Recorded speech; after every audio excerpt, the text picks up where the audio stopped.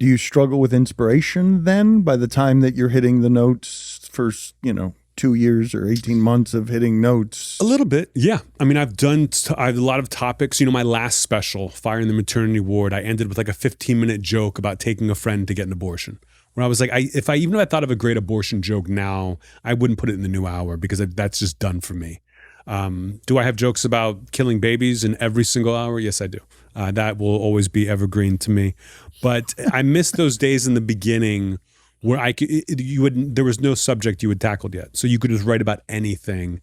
Now I kind of have to find, what are those little gems? It's like mining, when you're running out of gold.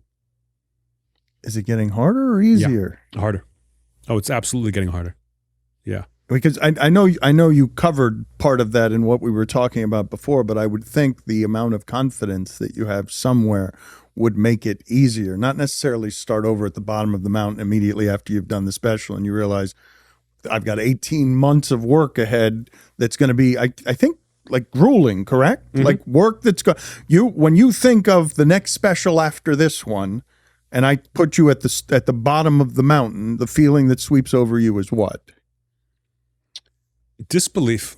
Like, I don't believe it's ever actually going to happen. It's not like something that I'm like, oh, I can visualize the process of what it's going to take to get back into shape. Like, I can't even visualize it. I talk about retirement at the end of every tour because I almost have to mentally to get through it.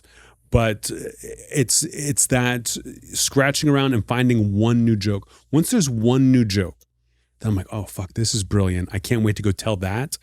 Then I almost have to write the hour around it to be able to get it up and get it out there. So it's frustrating to get that first one. And I'm more confident now in that I have the confidence. I've done it 5 times already. And I have the money for the first time in my life where I don't have to run out and go do something.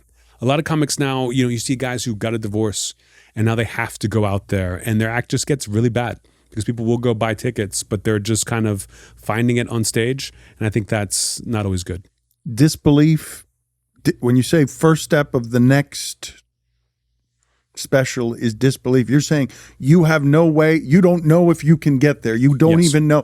You've just trained for the fight. You've had the fight, and now you can't imagine going through another training camp. Can't even visualize it because it's a blank slate. Yeah, I can't even picture what it would look like. What's in the room of training camp? Like, I know I can get there, but I just don't know. I can't visualize it. I really will just sit there with a blank page. I'll write a bunch of different subjects. What could I talk about? What are things I'd like to get into? Maybe I'll see a stand-up special that'll be like, oh, I want to get into this.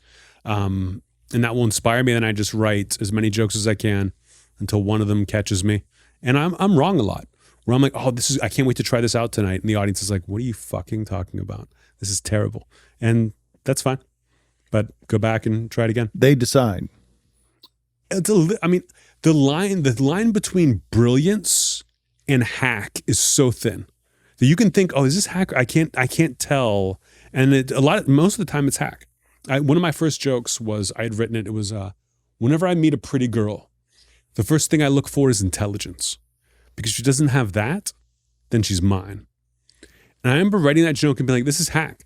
And then someone was like, no, this is brilliant. And then every time I told that joke for years, it always killed. And I was like, I can't believe I almost threw that away. Like, it was a friend had to tell me, no, this is okay. So jokes like that on that line, that's where I enjoy that a lot. And a lot of times I'm dead wrong. And I'm still surprised. 22 years in, I'll think like, this is going to be amazing. And the audience is like, they don't know that I finished the joke. It's so bad.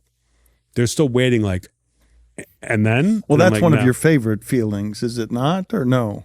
Like the idea that you're keeping an audience off balance, I assume that you enjoy that. I like them off balance, but there has to be, you can't just tell a bad joke to like keep them guessing. Like, oh, well, maybe the next one will be bad too. I feel like Norm MacDonald did some of that. Very different. He liked to waste your time and do the long street joke. He definitely thought it was funny when he was bombing. I think anytime I'm really bombing, I think about him saying he would think it's funny that this audience came out and paid all this money to come see him and they hate him. So he starts to smile, thinking about how funny that is. And then they see him smiling, and now they're really mad because he thinks it's funny that they hate him. And then it gets so much worse. And by the end of it, he's laughing. I do not smile. I'm like, oh shit. But there's no plan B. When Norm MacDonald, I wonder what you think of this. He said, do you want to, I think he was talking about Bill Maher. There are a number of comedians you can do this with, I suppose. But he said, do you want to be a comedian or do you want to be a smart guy? Do you are you going to pick? Are you going to pick? Where are you philosophically on that? Oh, I want to be a smart guy. Like Norm, and I love Norm MacDonald. He is my hero. He is one of my idols. We worked together on Last Comic Standing and did not get along. I took the job to work with him. Our philosophies were very different, and his criticisms of the other comics. He was a judge. I was the host. I was surprised by, and so it was just very different philosophically. All the respect in the world for Norm and what he did. It was amazing. I never try to replicate what he. No, not that I would change anything about Norm MacDonald. It's very different. You didn't get along, though. You thought you were going to get along. You were hoping to get along, and one of your heroes. I wanted to be best friends, but I think we were both, and we figured it out. But I think we were both a little disappointed in the job we had taken, and saw the other comedians on the show, and we're like, "Fuck, what are we doing here?" And so we were both not in the greatest of moods, and then would butt heads a little bit. Like I don't. Just because he's my idol didn't mean that I backed down at all. I kind of treated Last Comic Standing like it was my show, and no one else thought that. And so yeah, we were gonna butt heads, but that's okay. It is okay, but I wonder if you're going in thinking someone's going to be your best friend. You're a loner. He's a hero of yours. I imagine a bit of an inspiration at least. And yes, of course, it's okay that you didn't get along, but it would have been better than okay if you had. Sure, but it didn't make me like him less or respect him less. It was like this is an issue of mine and his. Like neither one of us had a lot of friends or was around people a lot of the time. But yeah, I think just right off the bat, I think he said something. I made fun of him for it. He wasn't happy about it, and I was like, I'm going to keep making fun of you because I took this job. And I'm not just gonna sit here and like let you take over. And that was it was a tough week. We did 8 episodes of that show. Yeah. And neither one of you liked being there because you thought the show was going to be something different, or you thought this particular thing, once you realized it wasn't up to your standard, you're like, what have I done? Or I think Norm and I thought this was going to be like the Norm. I thought this was going to be the Norm and Anthony show where the comics go and perform, and they're all bad. Like they're all like young comics doing 3 minutes. It's not like the comics were bad, but it was still all about them. And if the comics were really bad and we said something funny about it, then that whole thing was cut from the show because they only wanted to show the good comics. So Norm and I were like, what are we doing here? If we can't give our real opinion, you don't want anyone to be mean. And there's 100 fucking contestants. We were both just like, this is not the best use of our time. But by the end of that show, we were getting along. I worked at it. Traditionally, we all kind of perform alike. Yeah. Even though, and you have a real different cadence and structure. And because there is that comedy, people go to a comedy show, and in my day, you used to talk about commercials and airlines and things like. But it was always that if you didn't listen to what they were saying, there's also that rhythm, which I don't like anymore on traditional sitcoms. People are talking like they don't talk in life. So when you hear something fresh and new, it really sticks out. But again, people don't identify it as great at the beginning, I guess, like your parents. Yeah, but the other comics did. Yeah, other comics just knew it was different, and that I didn't waste any time. When you tell a story, you can have 5 minutes without a laugh, and people are still interested in the story. But when you're telling little one-liners, you're kidding me. No! We just found out that Norm MacDonald passed away. Oh, my God. I love Norm MacDonald. He's young, and there it goes.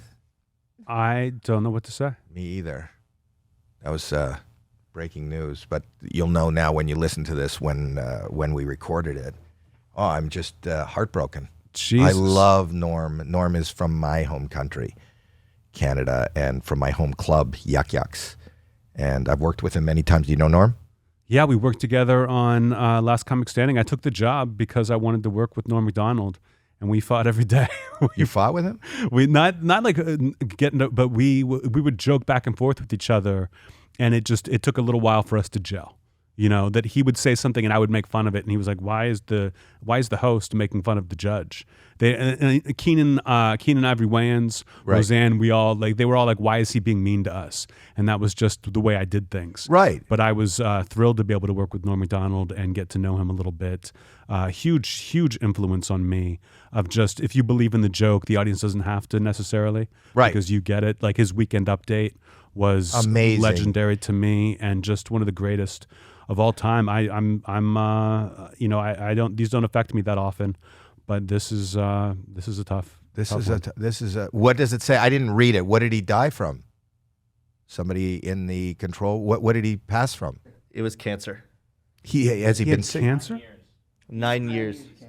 He's had 9 years of cancer. I had no idea. I know he had like a heart surgery or something a while Of ago. what? Cancer of what? He kept it a secret from his family and friends. From what did he have cancer of?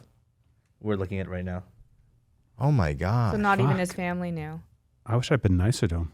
9 years ago. How many years ago did you do Last Comic Standing? It feels like yesterday. It sucked so bad, but I want to say 2013, 2012, maybe. So yeah, So he already had cancer. He was making his comeback at that point. Yeah. Oh my Wow. gosh. Norm had one of the funniest stories he ever told on the Tonight Show about his father. Do you know about his father and Bill Cosby? No. No, not his. He told this on the Tonight Show. He told a story. It's one of my favorite stories because it's real. Again, Bill Cosby was on SNL as a guest host when Norm was there, and he tells a story about his dad got him into comedy. Norm Macdonald's dad would sit him down every time there was a comedian on the Tonight Show or wherever. He would sit him down and make him watch, and they would watch Cosby together. Cosby stand up, and they would laugh. That was his father and him bonding moment, and maybe the reason he got into comedy. So when Cosby was on the show, he went up and he said, "Mr. Cosby, you know, I just want to tell you that I think you're the reason I'm in comedy. You are my dad's favorite comedian, and he used to make me sit down in front of the TV and watch you, and that's what inspired me to go into comedy, but you're his favorite." And Cosby says to him, "Where are you from?" And he goes, "I'm from Ottawa, Canada."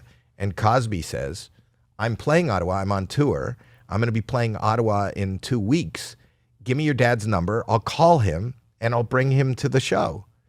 And Norm goes, "That's amazing." He goes, "What's his number?" And he wrote down his number, and then he walked away and he started sweating. And one of his friends said to him, "What's wrong, Norm?" He goes, "Well, I told him that story. And then once he said, I'm going to call him, I was too uncomfortable to tell him my father died 5 years ago." So I just wrote down a bullshit number, and that's it. And they go, "How could you do that, Norm?" 2 weeks goes by. Norm is sitting in his office. They get a call. They said, "Norm, Bill Cosby is on line 2. This is 2 weeks later. And he picks up the phone and he goes, "Yeah." He goes, "Listen, I'm in Ottawa and your dad's not answering. They said that this number is disconnected that you gave me. What is his number?" And I can't remember for the life of me the end of the story, but Norm was stuck on the phone and he didn't want to say, "Oh yeah, I forgot to tell you that he's dead." Like, at what point do you kind of break this to Bill Cosby? It was one of the funniest, real, uncomfortable, and that kind of comedy is the kind of comedy that when people are uncomfortable. And when Norm Macdonald told that real life story, it's really funny, but oh my God, his father's dead. He's in a, it's How do you get out of that? Yeah. yeah, there was no way. Was And there an ending? I can't remember the ending, and I wasn't prepared for this story, and I remember I hear it a lot. I'm just kind of bowled over by the loss of somebody younger than me, too. That made me think of a Norm Macdonald story he had told about having Rodney Dangerfield on SNL. He was just going to come and do a Weekend Update, a little bit about not getting respect. And Norm had an assistant who just had one joke he told. It's an off-color joke. I'll tell it anyway. He said a gay guy goes to his roommate. He says, "Hey, I'm going to hide, and if you can find me, I'll suck your dick." And he goes, "Well, what if I can't find you?" And he goes, "I'll be behind the couch." And he told that to everyone. And he has the assistant. He's like, "Tell Rodney the joke." And he tells Rodney the joke, and Rodney doesn't laugh at all. And he goes, "I got to tell you, kid, I'm not much for jokes." And Norm thought that was the Rodney Dangerfield, like Mr. Joke. I know. Would be like, "I'm not much for jokes." I He just love loved that. Yeah. I love that. I love that. I love the stories. I cannot believe. 61. So young, but he's been sick for 9 years and nobody knew. great. See, this is a well-oiled machine. No, listen. I'd say no to podcasts all the time. I would not be here if I didn't respect the hell out of you, and of course, your dad Well, that means as well. that means and a lot. And want to do this. I just can't believe I came here to find out Norm Macdonald died. Like that's God, that's a gut punch. It really is a gut punch, and it kind of. I'll be totally honest with you. It is a gut punch that kind of brought my mood down because he is somebody, and even doubly because to not know that he was sick, I feel like I would have wanted to be there for him, or at least, but maybe that it's his choice. Yeah, I mean, he talked about death a lot, and that I'm sure he went out the way that he wanted to. I'm thinking about the assholes in the booth over there who were like, let's flash this on the screen during a podcast. Yeah, who was the asshole? That was Rich. That was for sure Rich. Was that Yeah. you? It was like, this will be Alex? Yeah, no, we thought you might want to talk about it when we get it up like this week because it means a lot to the comedy world. Great. Yeah, surprise us with that and let us react in real time. That's great. Oh my God, that is a gut punch. We love you, Norm. We love your comedy. He was a good human being. He was somebody that I think we're all going to miss. 100%. I mean, one of the greatest of all time, and He really is. This only like solidifies his legacy. I think that people Really? will. I thought he go was back really and- treated unfairly at SNL when he was fired. There was no reason to fire him. I mean, I think he pushed the buttons that he knew that if he kept doing this, he was going to get fired. It was all the OJ jokes. But I think he went out on his own terms, and I think that's kind of what made him a legend. The fact that he never had the huge hit sitcom, he didn't become Seinfeld, I think added to his legend. That I think he had an amazing career, and his comedy output is unparalleled. That he'll never be forgotten.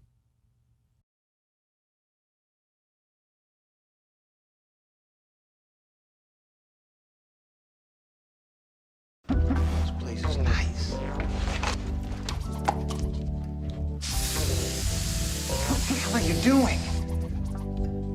Checking for electric eyes. What's no electric eyes? I also forget how poetic he is. Yeah. With Norm, I didn't know him that well in the 90s. And then when my dad died, I had to do a movie with Norm. I tried everything to get out of that movie because I was inconsolable. And I couldn't get out of it. And working with him was the greatest thing that ever happened to me. It was like he was the right guy at the right time. Freeze! You're under arrest. Details are sketchy. I was inconsolable. Did he talk to you about your dad a lot? Or what did he do? Never came up. Uh-huh. He just made me laugh. Yeah, right. He just, and it was, wistful and musing, and Norm is, he never knew he was setting something up or not. We were just hanging out, and all of a sudden it'd be like this punchline out of nowhere, but, Dinner time, dog! No! They got me eating kibble! Ah, what is that? Oh, is that urine? No, it is! it started to become like work was like a church I go to. Like I couldn't wait to get to work and just hang around this guy. And I knew he was special. Yeah. And I've known people for years and years that didn't make me laugh as much as he did in that 8 or 10 weeks. So he's like a real special person to me. And the way he's funny, I just never seen someone get at it like that. What's that note in your hand?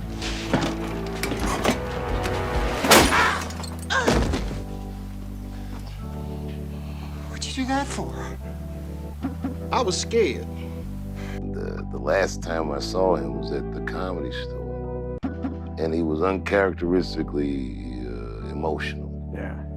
Like when we parted company, he was. And there's a picture of me and him and like the back of Chris Rock's head. I put it in my special. That picture that's in the end of the closer was the last time that I saw him. And he stood there. He came up, he stood behind me. I looked, he said, hey, he looked up. And I realized he was posing for the picture in hindsight. Kind of like a gift. That's nice. It was a very fitting goodbye.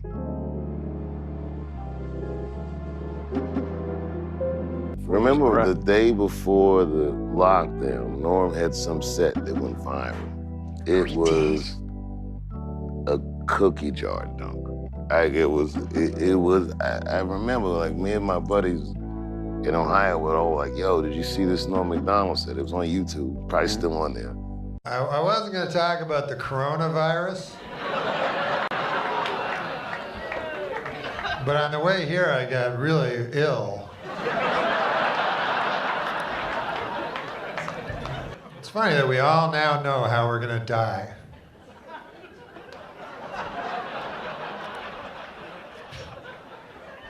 It's just a matter of what order at this point. I went to the Costco and the fucking everybody trying to buy shit and everything, like the end of the world. And I'm like, anything? And they go, you gotta make yours. I'm like, I don't know how to make Purell. Oh, I can't touch my fucking face. Remember the good old days when washing your hands didn't take 3 hours? Like A, B, C, D. Just take me now.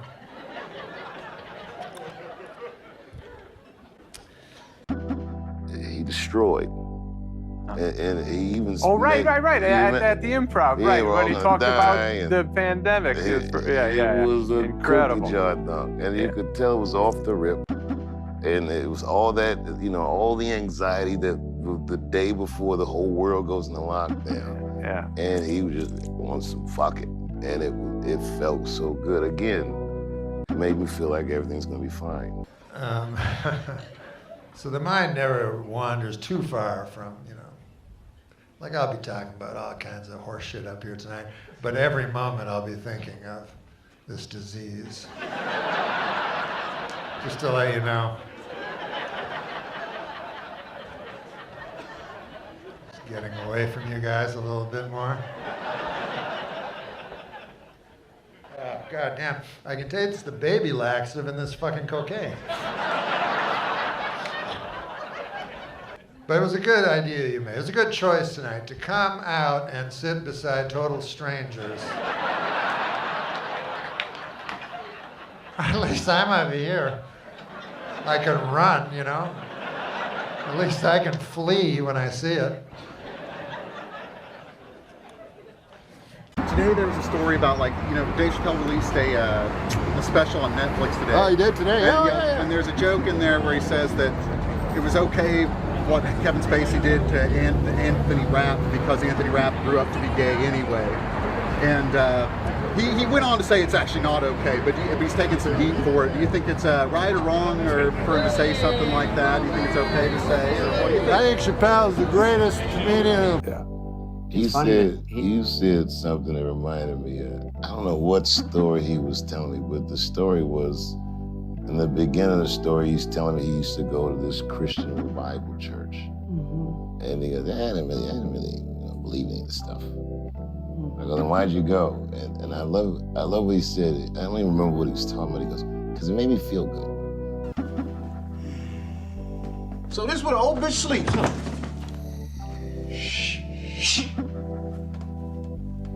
Do you remember that Star Search bit he used to do? The scaffolding in the bit was always the same, but I'd never seen him do it the same twice. And he would just make up these crazy Star Search intros. Star Search. This next band's been kicking around the Miami area for the last 15 years. Give it up for overnight sensation, he'd say. And he would do that, he had a million of them. And I'd seen him do the bit a bunch of times, never the same. The scaffolding was the same, the lyrics always changed. And Star Search, you ever watch that? That's my favorite show, Especially the junior dance category. That's my favorite, And Ed McMahon always introduces them there, Hot property! They come out and they're dancing. Too cute for you!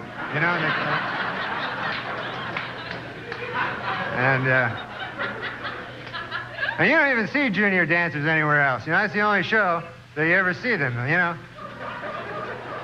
It's never like you go, hey, honey, what do you want to do tonight? Maybe catch a movie, get a beer or something down at the bar? Or, hey, I know, what about that new club down there where they got the 6-year-olds dancing? Maybe we could go down there.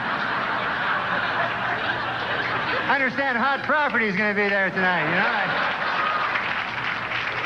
I've never seen them live. I've only seen them on TV. But I love Stars. They always name their groups like that in Star Search, too, right? Hot Property and The Next Big Thing and stuff like that, you know? As if that helps, you know? So I was like, and now, this next band has been kicking around the Boca Raton area for the last 16 years. Now, America, say hello to Overnight Success.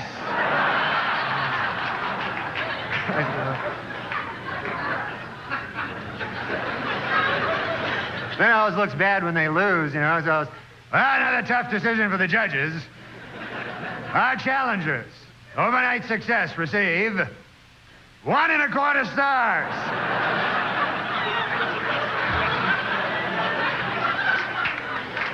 And where do they get the judges on that show? Do you ever see the judges on Star Search? You know, they always kind of got those lame credentials there, you know, kind of suspicious, you know. So I was like, and now it's time to meet our judges. The president of Tri-Media Artists.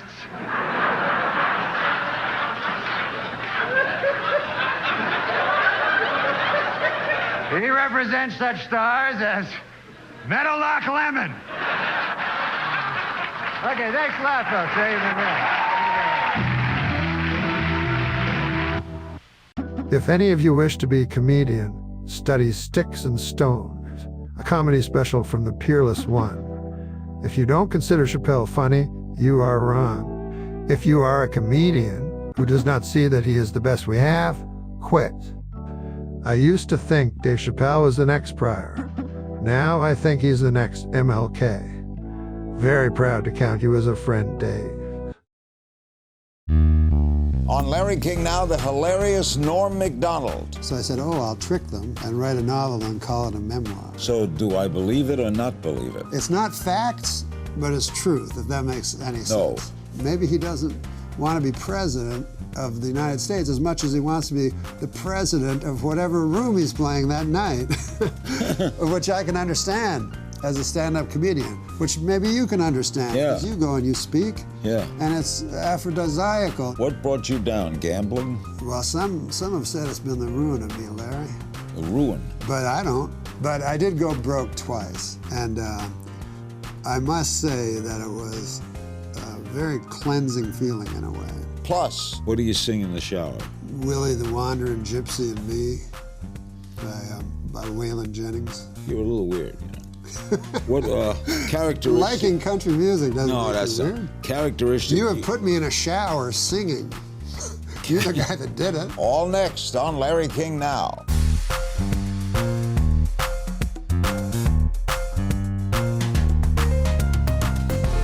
Welcome to Larry King Now. He's one of the best. Norm MacDonald, comedian, writer, producer, named by Comedy Central as one of the 100 greatest stand-ups of all time, and many others would say he is the greatest. Norm's new memoir is Norm MacDonald, based on a true story.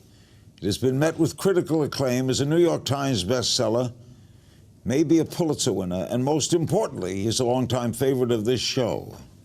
Norm MacDonald. Sonny Bunch, who I don't know, writing in the Wall Street Journal about this book, said, based on a true story isn't really a memoir, as the cover claims. It's closer to a novel, a Russian tragic comedy, perhaps Dostoevsky by the way of 30 Rockefeller Center. What did Sonny Bunch mean by that? I don't know.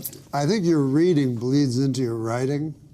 Just as anything in your life that you consume bleeds into what you produce. So, you know, perhaps there were broadcasters that you watched when you were young. Yes. And maybe they're now part of you. I'm a great reader of Russian literature and have been since a child. Why were you so enamored of Russian literature? Well, because it's bleak, you know? And because I grew up in a sort of bleak area, rural area of Canada. You grew up poor like I did? Dirt poor, yeah. Dirt poor. But now I'm happy that I did. You know what I mean? Because I can enjoy that I'm not anymore. Is this your first book? Yes, sir. What led to writing it? Well, I always wanted to write a novel, you know, but I knew that I never could because it would just be a novel by a celebrity. So then someone approached me to write a celebrity memoir. So I said, oh, I'll trick them and write a novel and call it a memoir. Like, it's called a memoir on the book, but that's Is like it saying a novel? Confessions of a Killer, but it's not really a confession. Is this a novel? This is a novel, yeah. It's not a memoir. So do I believe it or not believe it? Well, it's not facts, but it's truth, if that makes any sense. Okay. So you could either look at your life as a series of facts, or you could look at it more overarchingly as a truth, which is very easy for me because I'm a person of faith. I know that you are not. So maybe with you it would be more difficult to find a larger truth that belies all the... But I will still enjoy it. I think you will. Without getting the larger truth. Oh, of course, yeah. It's written to be read, and it's very, very funny, you know. Well, you're very funny. Oh, thank you. But I always think the best writing is when a person is speaking to you and that they understand everything you say. I'm not a fan of big words. Did you dictate it or write it? No, I did not dictate it. I mean, I read it out loud, though, often to myself after, because I think it only works if it's read aloud. I read aloud personally. I can't read faster than I can read aloud. Louis C.K., who writes the foreword to this book, says, "The thing that drives me nuts about Norm is the powerful simplicity of his style. Norm has a beguiling humility that sneaks up and grabs you by the throat." That's nice too. Yeah, you've always had that. Well, I've never been like a powerhouse stand-up that stalks the stage and preaches or anything like that, because I don't feel I have anything to say. I feel that life, I guess my overall feeling is life is sort of absurd. It's absurd where I am. Don't you ever wake up, Larry, and feel it's absurd where you are in life? The whole thing is weird. The whole thing, yeah. What kind of stand-up did you do? I still do stand-up. I know, but I haven't seen yet. Yeah. Well, I started to do stand-up. You know who's changed me in stand-up was Sam Kinison, because I was doing stand-up when I began strictly to get on television. So I go, what can I do about a cat or a dog? And then I met Sam Kinison, and he told me, you can talk about anything you want. You don't have to talk about losing your luggage at the airport. You can if you want, if it interests you. So I will talk in my stand-up, my entire stand-up set will just be about one thing. So I did a special, and it was all about death, my fear of death. I have that too. Which you have, I know. Yes. But you have belief. Yes, so but it doesn't. But it's a shaky faith. You know what I mean? There's nothing in my Christianity that says I'm better than anyone else. It says the exact opposite. That I'm just like my friend Billy Joe Shaver, an old country singer. He says I'm just a whole chunk of coal, but I'm going to be a diamond someday. And that's why I love that line. Yeah, well, I have a fear of not existing. Yes. But the writer Nabokov said that he saw a picture one time, and it was a picture of before he was born. And it was a picture of his mother with his brother and sister that were older than him, but he had not been born yet. And he said when he saw that picture, there was no terror in him, even though he was looking at a picture where he didn't exist. But he didn't know anything, so. Right, he didn't, but looking at that picture didn't terrify him that he didn't exist. So he said, it won't terrify me afterwards. Because I won't know. Yeah, because you won't die. But the knowing that I won't know. No, that's what drives me. Of course, I know I won't know. So. Yeah. No, if you were a dog or a cat. Here we go. They got it all figured out. Well, Martin Short said, when you slept last night, you could have been dead, right? Mm-hmm. So if you didn't wake up this morning, how would you know? Well, that's true, sir. And nowadays I've been looking into this, maybe to allay your fears. Nowadays, my doctor tells me, they can put you to sleep, and you go to sleep, and 2 weeks later, you don't wake up. But you don't wake up at all. But 2 weeks later, your heart stops. But you can go to sleep for 2 weeks and not have to endure howling anguish and pain or anything like that. No cancer, nothing. It's all gone. Our guest is the one and only Norm MacDonald. Truly, there's nothing like him. We're talking This has been hysterical so far. And the dangers of being called the best. We hope we haven't depressed you. When we come back, we'll talk about major mental illness. Stay with us. We're back with Norm Macdonald. A runaway bestseller will be Norm Macdonald, based on a true story, a memoir. You had a very poor childhood. Do you bring that to your comedy? Do you bring that to based on a true story? Yeah, in my book I talk about it because I was nothing. When you're really poor, you don't expect anything of yourself, and you're happy with any measure of success. And it's only as you get more successful that you start to envy, and you know what I mean. And especially in this town, I always think, because you look at people that you know have more money and success than you do, that maybe aren't as talented as you are, Larry. But you're comparing. You shouldn't be comparing. You know, you should just go, well, if I was 20 years old, would I take where I am now? And then, of course, you would. I mean, I feel I would, at least. So, Don't you feel successful? Yes, because I'm not a furnace of ambition or anything where I've met people like when I was at Saturday Night Live, I was just happy to be at Saturday Night Live. When I did my first Letterman, I was happy to do my first Letterman. I never had my one foot in and one foot out. I was never thinking of the next step, you know. I never had a grand career arc, yeah. What brought you down, gambling? Well, some have said it's been the ruin of me, Larry. The ruin? But I don't. What did you gamble on? I gambled on sports. And I will tell you this, you should never bet football because the ball ain't round. I keep telling people this. And so the ball hits and then it does all kinds of crazy things and you don't know. You want to bet on a game with a round ball. Anyways, I quit. I don't know why I'm even saying this. But I did go broke twice.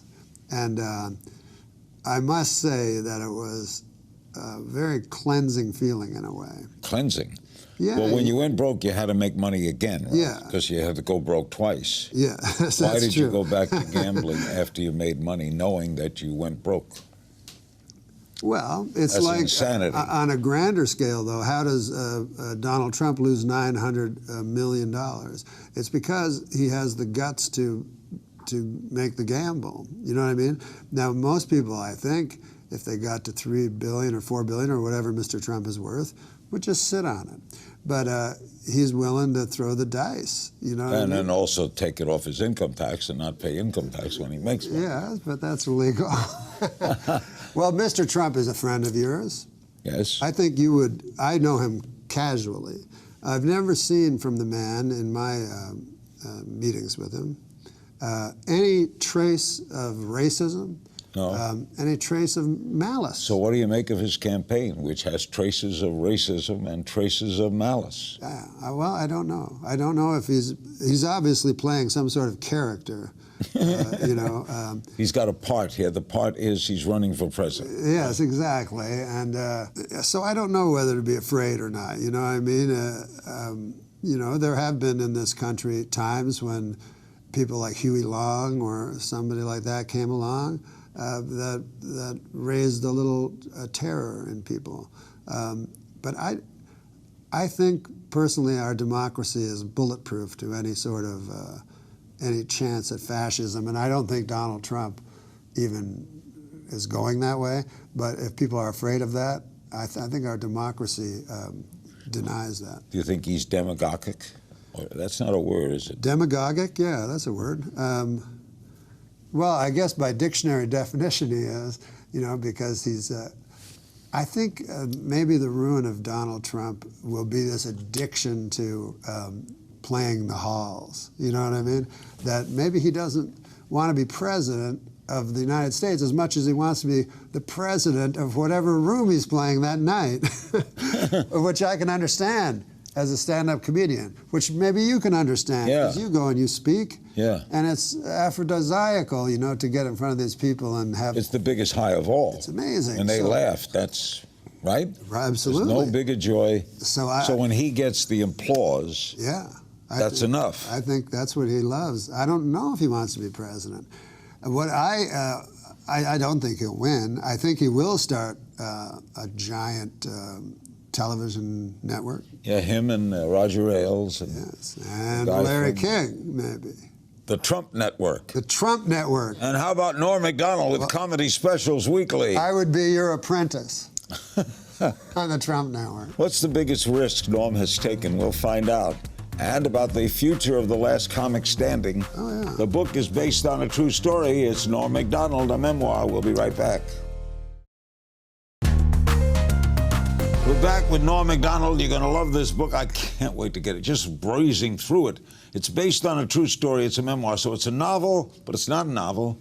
It's an American Dostoevsky. That's high praise, but that's what people have said. You recently said of Trump, by the way, you've got to be able to apologize and you've got to be able to say you're wrong. You have to have some humility. Why doesn't he seem to have that? I don't know. I know him and I don't know. I mean, maybe... Did you try to take a picture with him and he snubbed you? Well, it was a kind of a funny thing. I was on the Jimmy Fallon show, and I was watching it. You know, he was the first guest, and people, you know, were the next day saying that Jimmy was too easy. You know, as if Jimmy's Douglas Edwards or something. You know, he's just a guy. You know, just a kid that loves everybody. So he's not gonna. He may have lost his chance to, you know, moderate Meet the Press, but I don't think that was ever his goal. But yeah, so Donald came. It was only a couple minutes between when one guest leaves and the other comes in. So I was in the hall with him. He was with the Secret Service, and he knows me, you know. So I said, Donald, a picture, and he goes, I love this guy, you know. And he's talking to the Secret Service guys. He goes, I love this guy. I'll take a picture, just 1 minute. And he turned around, and then he walked to the elevator and got on it. So, you know, I did make a few comments about him, and I haven't spoken to him since then. And I always wonder, oh gosh, I hope he didn't read those comments and like his humility, you know, because I do think that humility is a huge important thing for a person to have, you know, maybe one of the most important. Oh, everybody will be humble sometime. One day, absolutely. You're going to get. You're not a big fan of Hillary's, are you? Right. No, I don't like. Why don't you like Hillary? I don't like her in any way. Well, because I think she's the most corrupt person that we've ever had in the White House. I mean, there's so many terrible things that she's done that we forget. But there was one that I don't know why this was swept under the rug. But you know, she went into the IRS. And looked at political enemies' tax returns. Nixon did that. Yeah, well, absolutely Nixon did that. Yeah, she's a You Nixonian know figure. that Hillary did that? Well, as much as I know anything. I mean, this was reported, and it was a thing for a very short time because the news cycles go so quickly. And maybe nowadays, Nixon, you know, Watergate would have just been a Friday night story that would have disappeared on Monday. You were a big hit as a judge on Last Comic Standing. What was that like for you to judge other comics? It was not a lot of fun, you know. It was not? No, because you know you're not supposed to judge people, you know. But that was my task, so I took it seriously, and I tried to help the comedians. What I tried to do is help them. Tell them, just because I've been a comedian for 30 years, not because I'm better than them, but I am better than them, but just because of the thousands of hours I've done stand-up. So what I try to do is just offer them advice, try to help their jokes, try to tell them to quit and not do comedy ever again, you know, because I think that's sometimes good advice. Yeah. I don't think follow your dreams is always the best thing. So your dreams may be nightmares. Thank God for unanswered dreams, Larry. As a comedian, how do you work past the idea that when you're on tour and you're telling the same jokes night after night, do you still get the same kick out of it? Yeah. Well, I don't tell the same jokes night after night. Change. Oh, yeah. I haven't done very many. I've only done one stand-up special. Now, other guys have done 50. But I was influenced in this by Jay Leno, who, when I started, was the top great comedian. stand-up. Like Elvis, you know. So, Jay Leno. He never did a stand-up special. There is no HBO special of Jay Leno, which is surprising. But he explained to me why, because he has his jokes, and he had amortized it out, that his jokes were worth so much, you know, a piece over a year, you know, 50,000 to 100,000. But and he wasn't going to do a special. When you see him in person, though, he's a great monologist. On television, it confined him. He stalks the stage, and runs his hands through his hair, and he's funny. Very funny. And I've seen at the Improv, you know, like Jerry Seinfeld will come in, get huge applause. You know, they always get 5 minutes applause before they speak. And then he does his stand-up, and he does okay. You know what I mean? But he just stands there. But then, like you say, Leno will come in, and he's like Bruce Springsteen. You know what I mean? He gives it all. and rapid fire too. Yeah, so funny and so giving to the audience. And you talk about humility. There's a guy with grand humility for having possessed such a high job. We're going to play a little game of If You Only Knew, Norm. If you only knew. Don't panic. Okay. Childhood celebrity crush. You mean a girl? No, is that what it means? Yeah. Oh, it was. Yeah, was there like an actress you? Oh, of course, yes, Anne Margaret. Still not around. Bad. Yeah. You like Anne Margaret? Who doesn't? I like the old-timey, you know? I like the old-timey curves on a lady. And the way she danced. Oh. Biggest risk you've ever taken? I think it was with gambling. I bet everything I had once. What was the most you ever bet on an event? $400,000. Who was it on? Atlanta Falcons against the Denver Broncos, 1990. Who was favored? The Broncos were favored by something like 12.5 points. You took Atlanta. I took the money line that paid 3-1 or something like that, and lost. Do you get depressed when you lost? Oh yeah, you can fall into depression. That's why I quit gambling. Really, there's too much anxiety and too much depression, and all for nothing at the end. Something you wish you were better at? I wish I was better at being kind to people, I guess. What do you sing in the shower? Willie the Wandering Gypsy and Me by Waylon Jennings. You're a little weird, you know. What characteristic? Liking country music doesn't make that's you not weird. Characteristic. You have put me in a shower singing. You're the guy that did it. Characteristic you value most in others? Well, generosity and kindness. And what do you admire most in yourself? The times that I exhibit those qualities that I exhibit too rarely, generosity and kindness. You write in your memoir that your dad told great jokes. Yes. You have a favorite quick joke of your dad's? Oh, yes. He said, the old fella, that's how he would talk. Sometimes he would go, try to think of the guy's name. He'd go, there's a fella named, what was his name? I go, it doesn't matter. So he goes, a fella, Bill, and he couldn't remember. So he went to the doctor to get memory pills, and they worked. And then his friend come over. Elmer, he says, what were those memory pills you got? I want to get them. What are they called? Oh, Elmer says, I can't remember. He says, what's the name of that flower? The other guy goes, I don't know. There's lots of flowers. A tulip? No, Elmer says, that's not it. It's, you put it in a carnation. No, Elmer says, that's not it. Long-stemmed, romantic flower. Oh, a rose. Yes, Elmer says. Rose. What was the name of that medication the doctor gave me? That's a great joke. What makes you angry? I don't like people that treat people under them badly and kiss up to people that are above them. Kiss ass. Kiss ass. Yeah. Who would you trade places with for a day? I guess Donald Trump. Just for the money, or? Yeah, just to know what it is to live in a palace and have thousands of people beat each other up. And Melania? And Melania gets thrown in the deal too. What's something people don't know about you? I'm a deeply closeted gay guy. No kidding. Well, I'm not coming out though. Wait a minute. What are you revealing here today? I'm not revealing anything. I'm saying I'm deeply closeted. Well, that means you're gay. Well, I wouldn't say that. Why would I say that? I'm deeply closeted.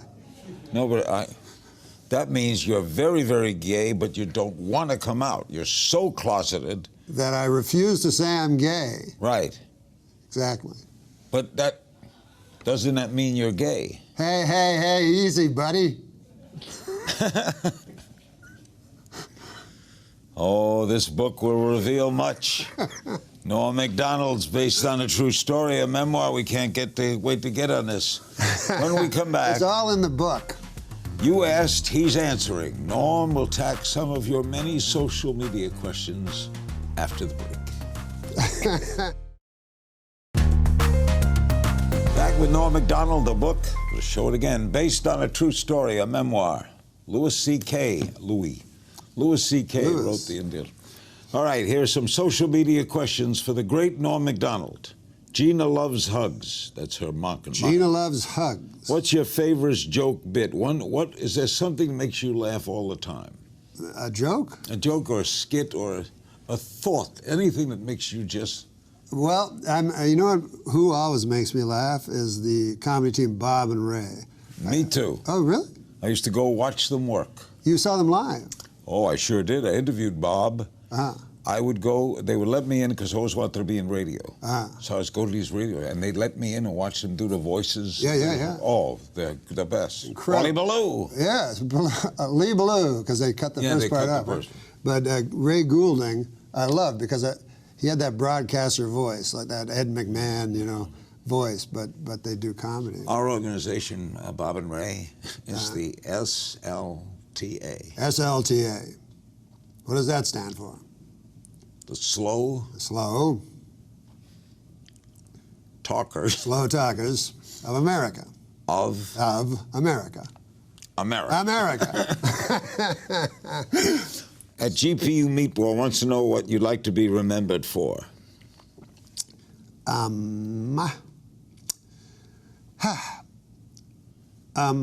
think I'd like to be, I think I wrote this book to be remembered by the book. I think I'll probably write 3 more books in my life and probably be most remembered as an author in my second life. Good Bar CA asks what it's like to be a Christian conservative comedian. Yes, well, I'm not. Are you that? No, sir, I'm not. Then why did he ask that? I don't know that. Well, I'll tell you why, because they've sometimes labeled me that. Because, I have opinions that don't fit into either party. So sometimes they'll hear it and they'll call you a conservative because they like to say things like that. But I'm not conservative. Are you Christian? And I'm on a journey, a spiritual journey, let's say that.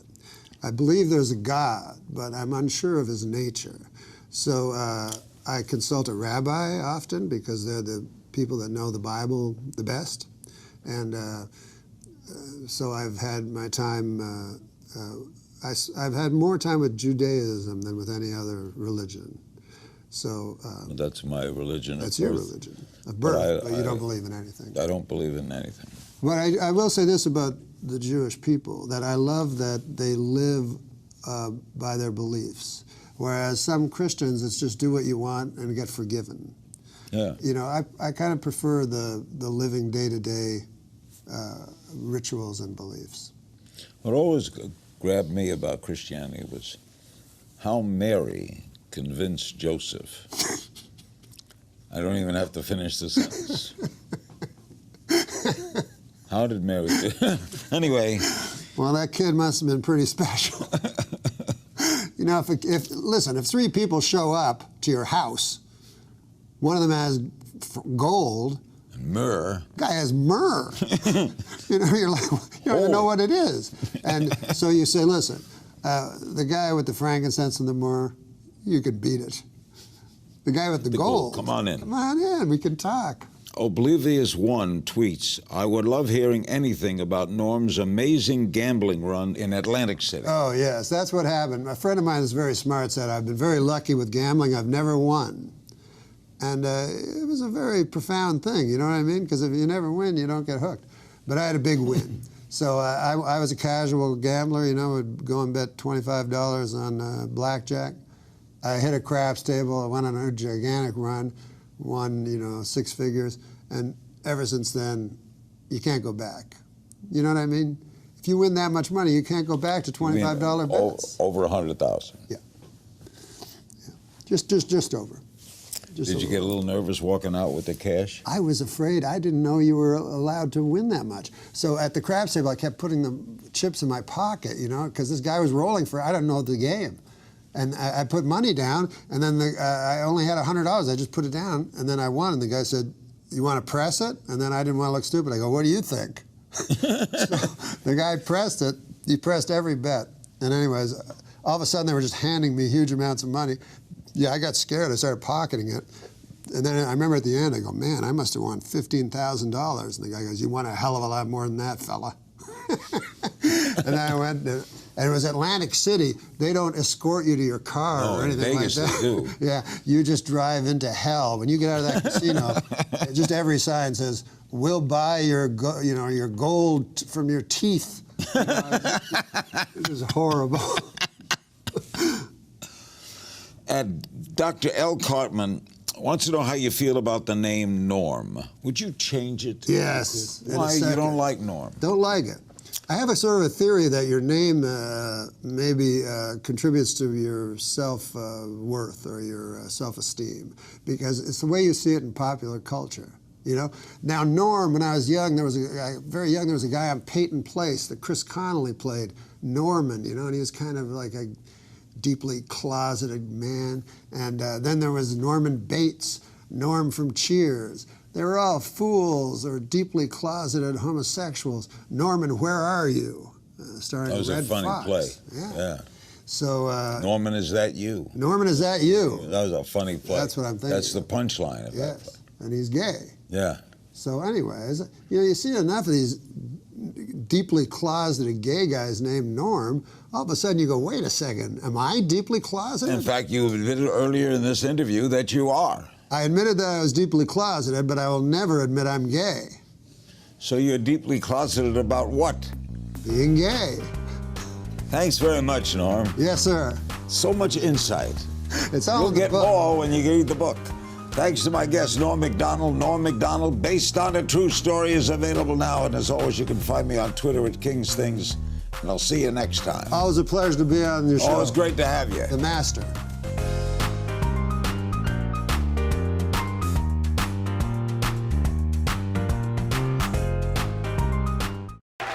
Got to me.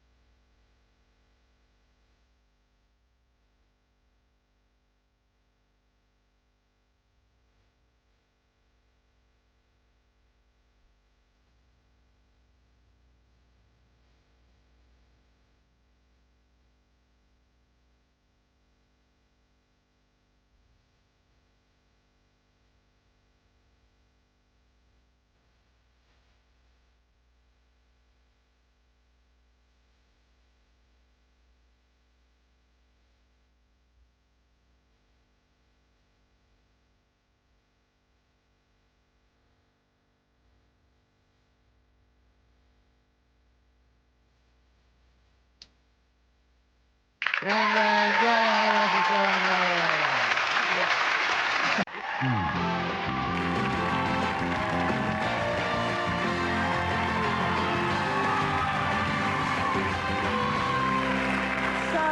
these words out.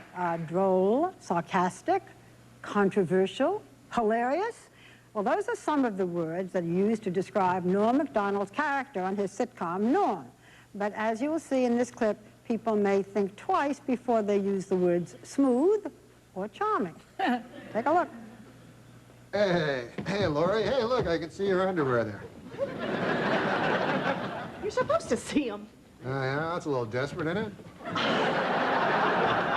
I'm playing tennis with Shelley. You're playing tennis with Shelley? Yeah. Hey, I have an idea that would even be more fun for you. If I played tennis with Shelley, while you, I don't know what you do, who cares? And in spite of that, please welcome Norm MacDonald.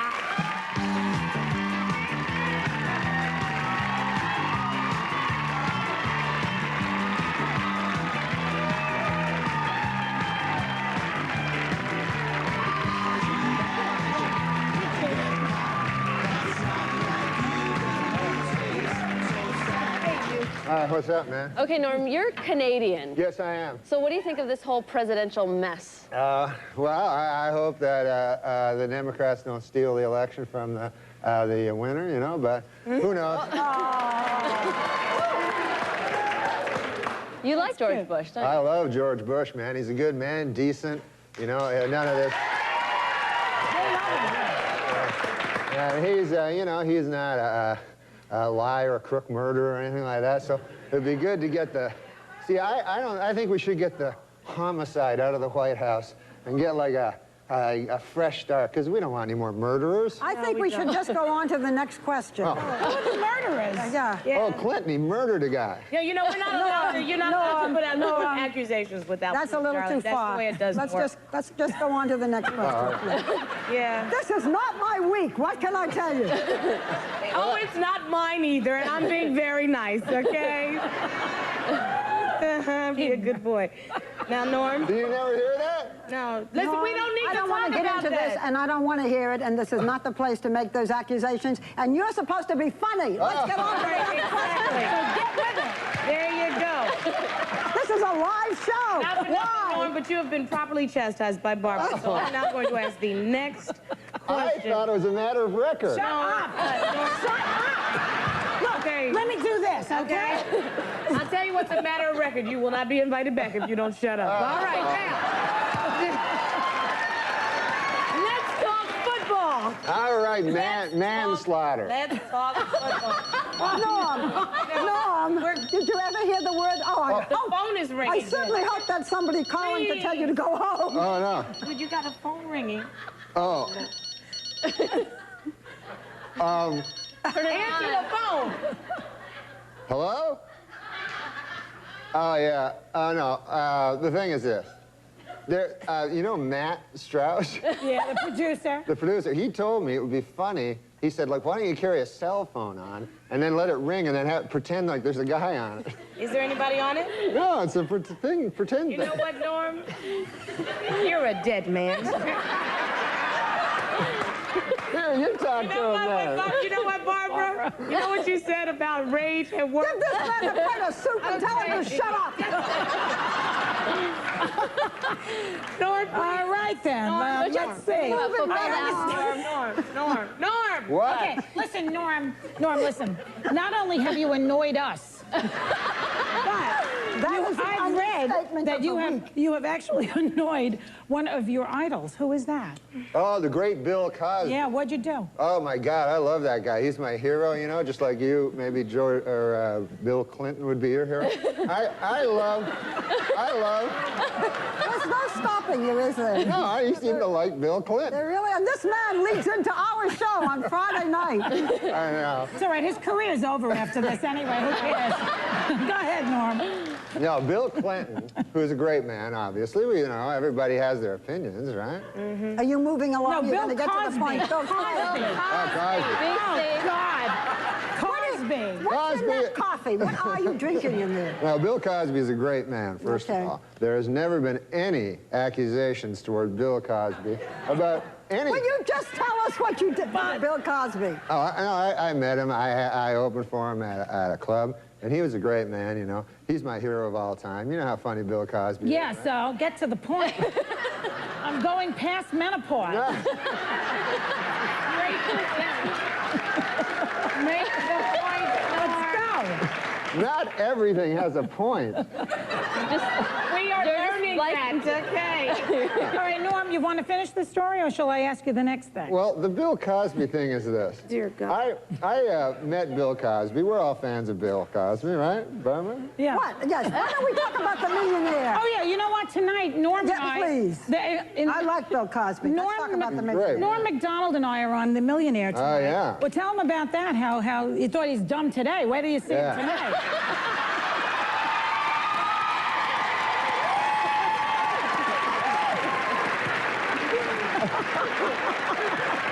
Come on, Norm. Tell him, Norm. People always told me Hollywood was like incredibly liberal of bias, and I thought it was untrue. But You want to talk about the millionaire? Yes, I do.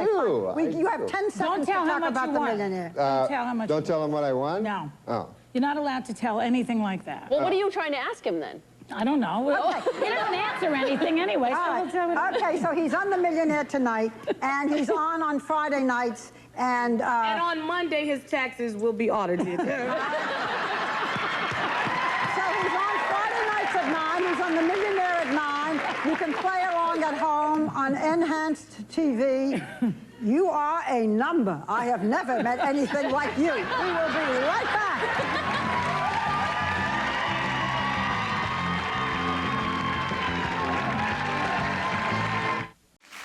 All right, everybody, we're back. Ladies and gentlemen, for the last 5 seasons, my next guest has played Allison Parker, one of the many dysfunctional but gorgeous residents of Melrose Place. Please welcome Courtney Thorne-Smith.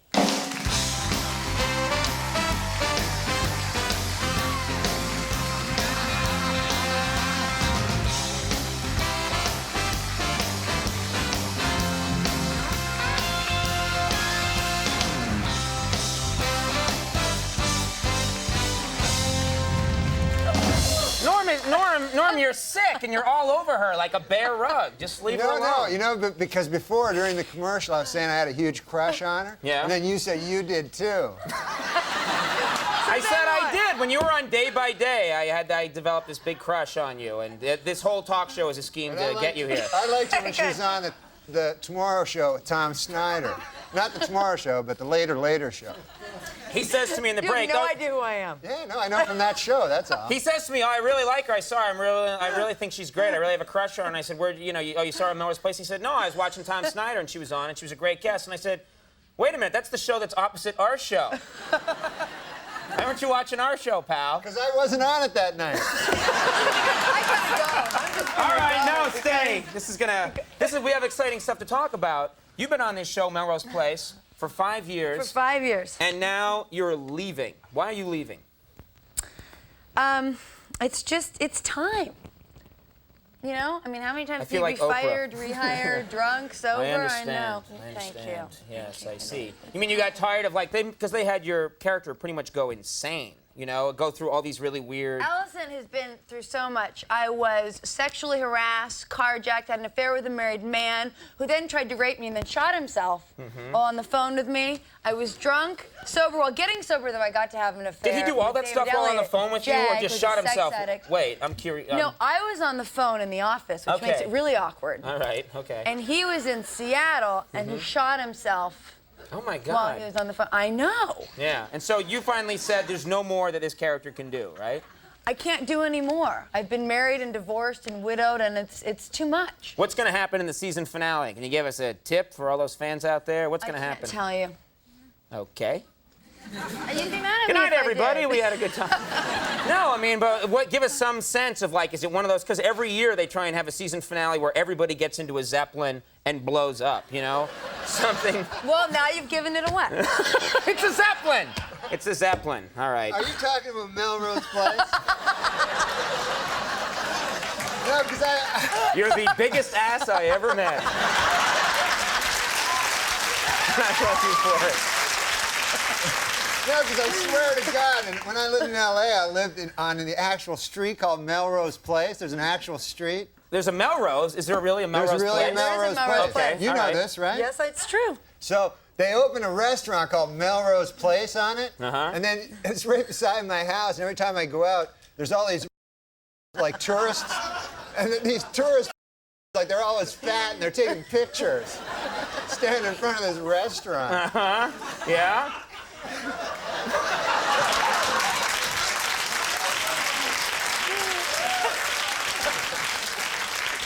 Well, thanks for the help, pal.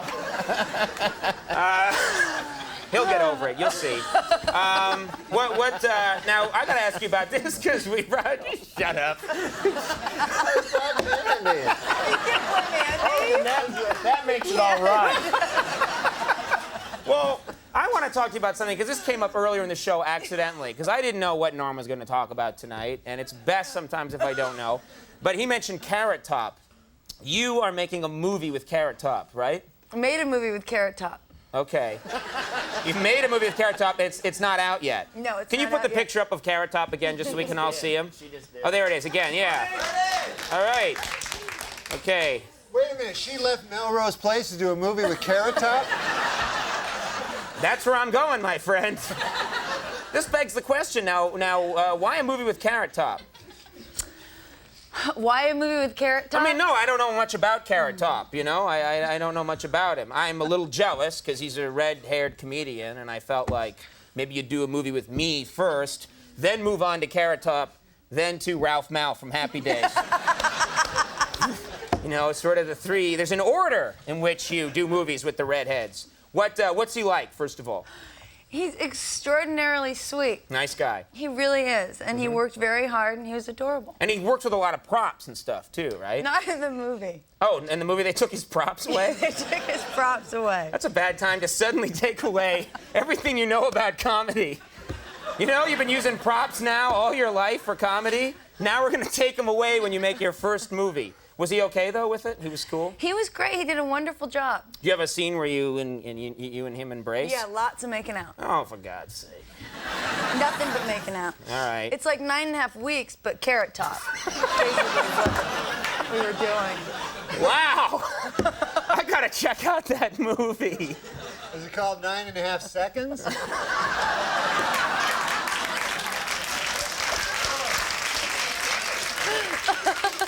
Like he's premature ejaculated. We got it. You know what happened? This is what happened. You know what happened? He said 9.5 seconds, and I'm looking at him because I know there's more. And I wait and wait, and I see the glimmer in the eye, and then bang! I thought you were going to, but no. But what's the movie going to be called? Well, Really? I know what it's going to be called. Yeah, what's that? If it's got Carrot Top in it, you know what a good name for it would be? What's that, Norm? Box Office Poison. She's in it. What about my career? Courtney Thorne-Smith, the girl sitting to your left, is in the movie. I'm going to go see it for Courtney. After you scare everybody else away? No, I love this girl. I would see any movie with this girl in it. She's a beautiful lady and a talented, nice talk show guest. Okay. As evidenced by her appearance on our rival show. All right, well, there's this 2-hour season finale of Melrose Place. There's this movie coming out. Yes. Title undetermined at this point. Chairman of the board. Oh, all right. Do something with that, you freak. I bet the board is spelled B-O-R-E-D.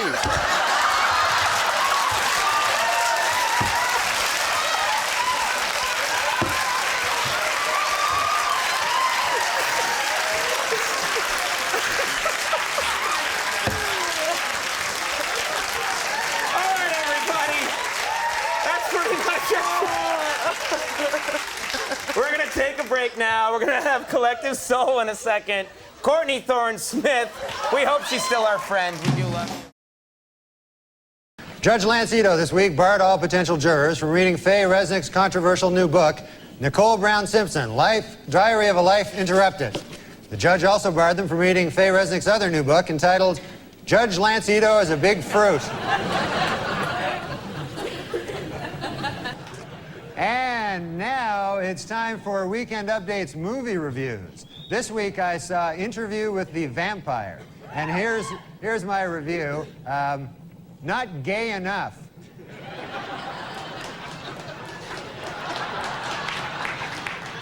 This week, a court banned gays from marching in Boston's St. Patrick's Day parade, but they will still allow them to be beaten up by drunken Irish guys.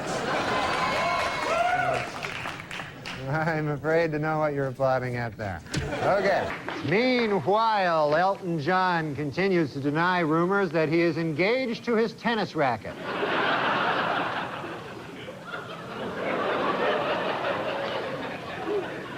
Well, if I can be allowed a personal opinion, you know, I think Harrison Ford's new mustache works. And by works, I mean looks really gay.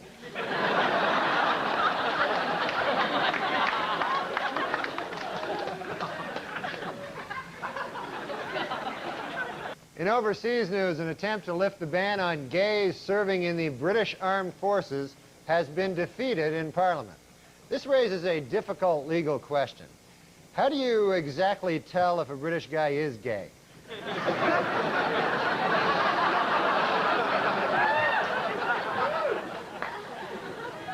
In an interview in this month's Vanity Fair, actor Tom Cruise attempts to end once and for all rumors that he is gay.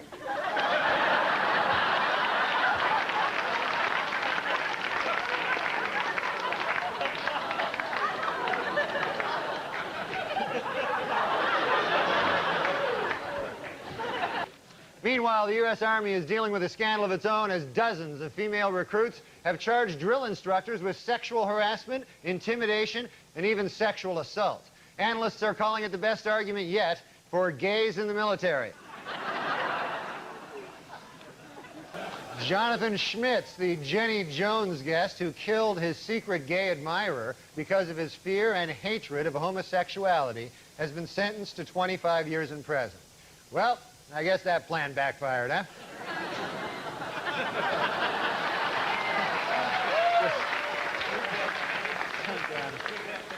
And it's been reported that Keanu Reeves is engaged to actress Amanda Decadina. Asked to comment, Keanu said, "What? I thought I was gay. I'd always heard I was gay.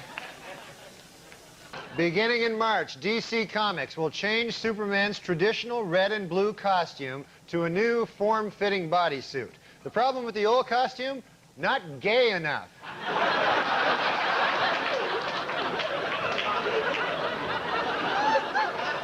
What the hell's going on in the country? That's not Superman. All right. TriStar's Picture is planning a film about the 70s disco act, The Village People. While the movie will be coming out next summer, it plans to wait until Thanksgiving to come out to its parents. The artist formerly known as Prince says he now wants to be known as simply the artist. Meanwhile, I will continue to refer to him as simply the fruit.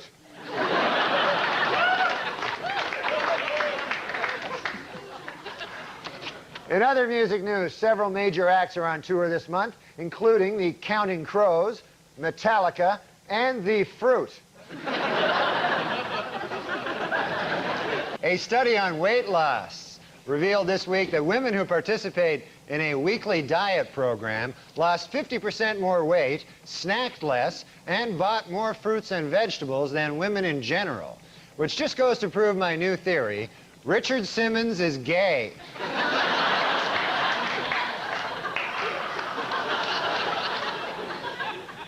Our top story tonight. This week, after months of speculation, sitcom star Ellen DeGeneres finally admitted that, yes, she is gay. Inspired by her courage, today, diet guru Richard Simmons admitted that he is really, really, really, really gay.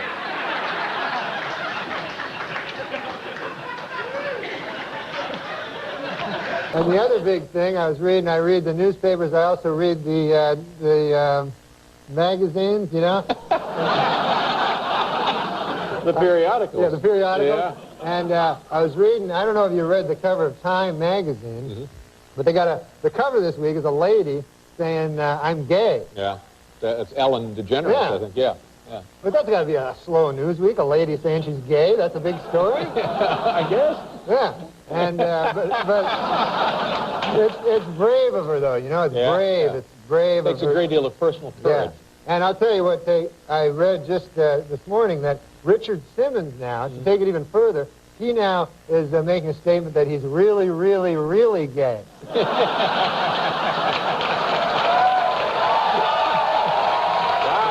That's news. Yeah. To me, that ought to be on the cover. Yeah, he got burned. You still live in New York? Oh, yeah. Beautiful city. You're in Hollywood now, though, aren't Jacques you? Villeneuve? Yeah, Jacques Villeneuve. Canadian. You know? Canadian Yeah. who grew up in my city, and his father was my all-time hero. Gilles. Yeah. Unbelievable. Did you meet him backstage? No, I haven't. I met Randy Travis, and Yeah. I'm a huge country music fan, and George Jones is my favorite, so this is a big night for me. Do you like the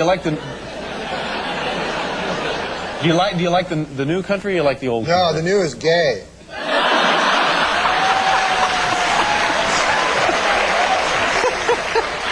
Oh, hell yeah. You know, I don't want to tell you how to do your business, but Yeah. you got a suit on. I should have a tie. What, would it kill you to wear a tie? You know, just come on, make me feel better. No, you know what happened is I had a tie, and on the way here, a dirty homeless bum stole it. No, it didn't happen. No, You no. look like you're in town on a convention and have decided to go nuts. What? I was in an elevator, you know, in this hotel, and there were these two Shriners, you know, and so I guess, I don't know, I thought, do I look like a gay guy or something? Because I'm in this, What do you want to look like, Norm? What are you trying to look like? I want to look like a guy that would not be on Cunanan's hit list. So I was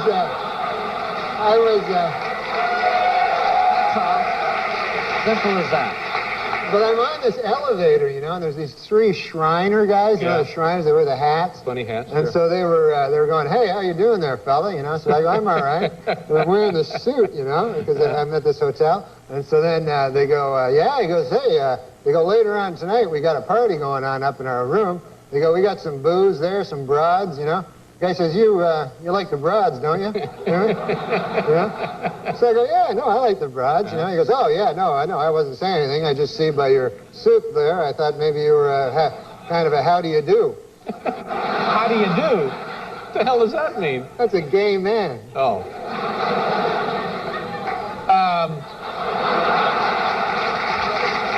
I don't know. How you feeling? You all right? Somebody told me you had the flu or something. Oh, no, I'm all right. How do you do, by the way? I'm fine. Fine. You don't have the flu? You weren't feeling it? I heard you were a little under the weather. Had a cold or something? I was a little bit sick, you know. I went to the doctor. I was going to the doctor, you know, because I'm worried. When you're sick, you go to the doctor? Yeah, or even when I'm not. You know what? Yeah, that's right. Even when I'm not, I'm worried. I'm like, maybe today I'll get, like, bowel cancer or something, you know? Like, I get concerned. No, I swear, that might sound weird, but there actually is no such thing. I checked in the medical dictionary. But I go to this doctor, and he gives me, like, he always gives me these crazy things. And so he said, I want to, like, test out your body fat. Yeah. You know? Mm-hmm. Meanwhile, I'm a really skinny guy. Yeah. Like, my whole life I've been skinny. I've been self-conscious about it, you know? Self-conscious. Right. And I always had problems with those words. I always thought conscience was conscious. It's fine. Don't worry about it. This is not an elevator with Shriners, so just relax. So the guy, I said, I don't need no body fat thing, man. I'm a really skinny guy. So he puts these calipers on me, you know, and he tests me out. Comes back, turns out I'm fat as well as skinny. Seems unlikely, doesn't it? He explained it to me. I'm skinny, but also fat. Like, I'm basically on bones and then fat. Around the bones. I have a horrible body. So the guy tells me, you got to get to one of them gyms. Oh, you know? start working out a little bit. Yeah. So I go to the gym, and holy Lord, have you ever been to one of these? No, I don't go. They're crazy. Yeah. You got to, like, they got the weights, you know? Yeah. That's the big thing, the big weights. Weight machines, sure. So you got to, like, lift the weight. It's really heavy. And then you got you gotta put it down, then afterwards lift it again right away. And it's endless. It's like hundreds of lifting, and then afterwards you're just like sore and you're not big at all. And I don't want to be big. I have no use for being big. I'm just a guy. I watch some TV. I eat a fish sandwich. I don't got to be big. I don't need abs. What am I going to do with abs? I could show them to my friends. I go, hey, look on my belly. What I got here? Some abs. What are you looking at? Well, nothing. I'm just, but maybe if you worked out a little bit, perhaps Shriners would leave you alone. Wouldn't be a problem at all. Pump up a little. Where do you live here, of course, in the city, because you're doing the show. I live in New York City. Yeah. This isn't a police interrogation. Are you sure? Where about? Where in the city do you live, approximately, not specifically? I live at 56 between 8th and Broadway. Okay, and what's your phone number? Just give me 7 digits. All right. What? Your neighbors nice people? The people that live around you? Great people. Every day I meet somebody new. This city's great because of the neighborly people. I don't know. But I did meet one neighbor. Interesting story. That this guy. He just moved in, next door to me. So I'm always one to meet the neighbors.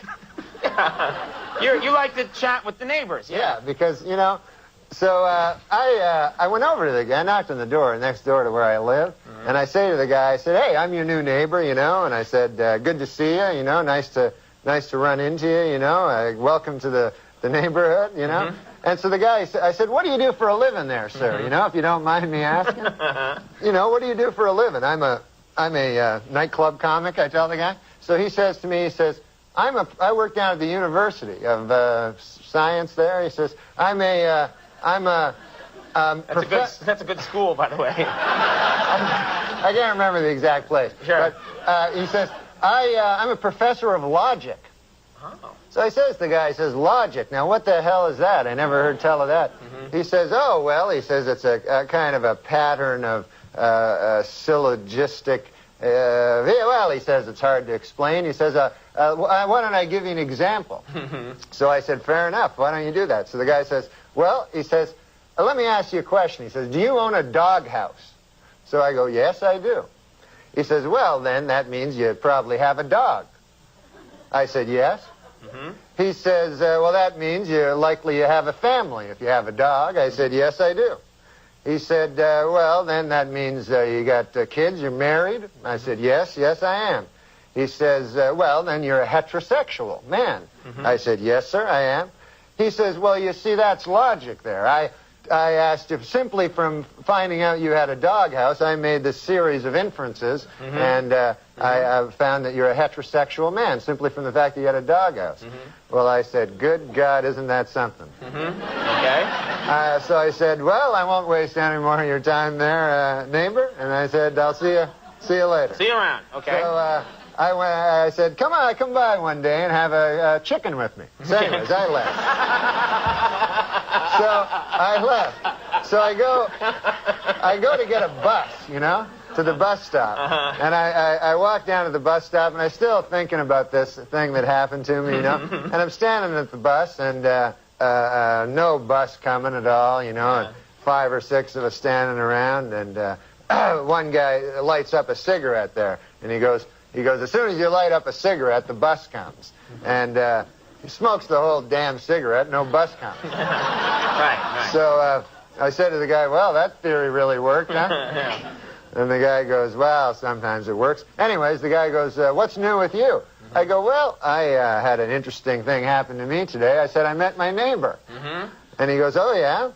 I go, he had a hell of an interesting job. I said, he's a professor of logic down at the University of Science.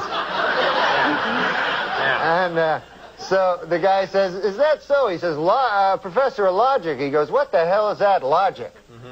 I said, well, it's a series of something or other. Right. I said, I can't remember exactly, but I said, I'll give you an example if you want to hear an example. So the guy goes, all right, fair enough. So I said, let me ask you this. I said, let me ask you a question. Do you own a doghouse? And the guy goes, no, I don't own a doghouse. So I says, the guy says, oh yeah, you're one of them gays.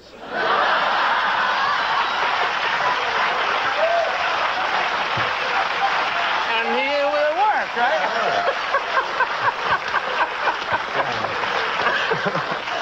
What great stuff you can learn at Yeah, it was that nice. University of Science there. All right. And then the guy, and then get this. What? Get this. There's more. This gay guy Yeah. invites me to have a chicken at his place. That's some kind of euphemism. Yeah, I don't Watch know. out. All right. Saturday Night Live. And you know, you kind of Oh, my surprised me God. because you did MTV Beach House recently, and you know, there's a certain kind of person you expect to show up on the MTV Beach House, and I hear, we'll be right back with MTV Beach House, our special guest, Norm MacDonald. I'm like, what the hell are you doing? It's this. What was that? It's this show on MTV, right? I know. And it's at a beach. It's at you a know? beach. And they don't script anything. Like, you know, they do like for anyway. So the dude, the host, was like, hey Norm, can you you mind wearing a pair of trunks, you know, bathing trunks? And I go, no, I don't want to wear that, you know, because I'm like, my body's like all weird looking and everything. And everybody else is super hot ladies and super hot men. You know, I don't, you know, whatever. Whatever you. Wow. So, got an issue about that. All right, go ahead. So I'm on the show, right? So they're saying, hey, come on, seriously, put on the trunks. I'm like, no, man, I don't want to. So then they think this will be funny. They go, hey, we're going to show you a fashion show. Some dudes will come out, you know, and show you, you see what you think. I go, what? So all of a sudden, these three dudes come out, right, dancing around in their thongs and shorts and everything. They're wearing thongs or shorts? Which one? Bathing trunks, but some of them are like thongs where you can see their dirty arses. So,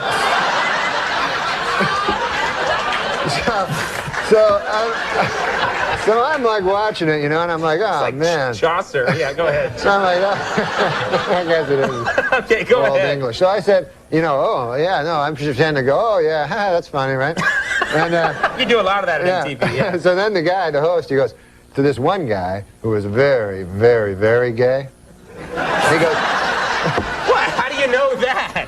no, I mean, You had a know, sign? Yeah, he looked very, very gay. He says to this dude, he says, hey, I'll give you $20 if you lap dance on Norm.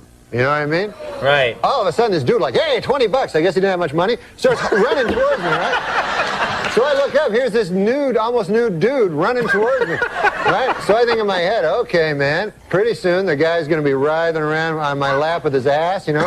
And I don't want that on TV, you know, forever. No, it's okay to talk about it, but you don't want to see it. Right. They videotape that, and it's there forever. So, meanwhile, what can I do? You know, you can't hit a guy because it looks bad. You know what I mean? You know? Even though, of course, a woman could hit a naked guy running at him. Sure, It'd be that's fine. okay, But but- a man can't hit him. Yeah. So I have to think fast. There's only a second. So I bolt. I take off, right? You started running too? Yeah, running down the beach. The guy catch you or no? Yeah, and then I had to come back on. They're like, oh, Mr. Homophobic. I won't let a guy grind his ass into you.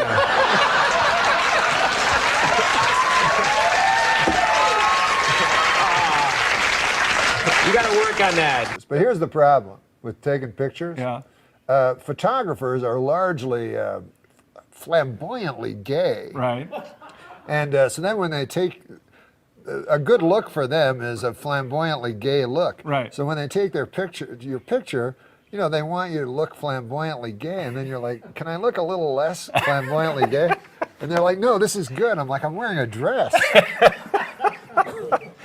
Well, again, it's tonight and tomorrow night. The Comedy Works in Larimer Square. Thanks so much for toughing Thanks, it out man. without coffee. It's great This to was meet fun. you. Thanks Thank a you, lot. All right, on over. Excellent suit. Thank you. Yeah, it's Yeah, I just like that one. brand new. Oh my. Let's get back over to Angie and Chris, please. Wait a minute. Norm, what is wrong, Norm, with flamboyantly gay? Yeah. I ask you. I ask you, Norm. Ooh, hit a little close to home this morning, didn't it? Did you see this outfit? Did you see this thing? This is what you should have worn for the headshot, Norm. Come on.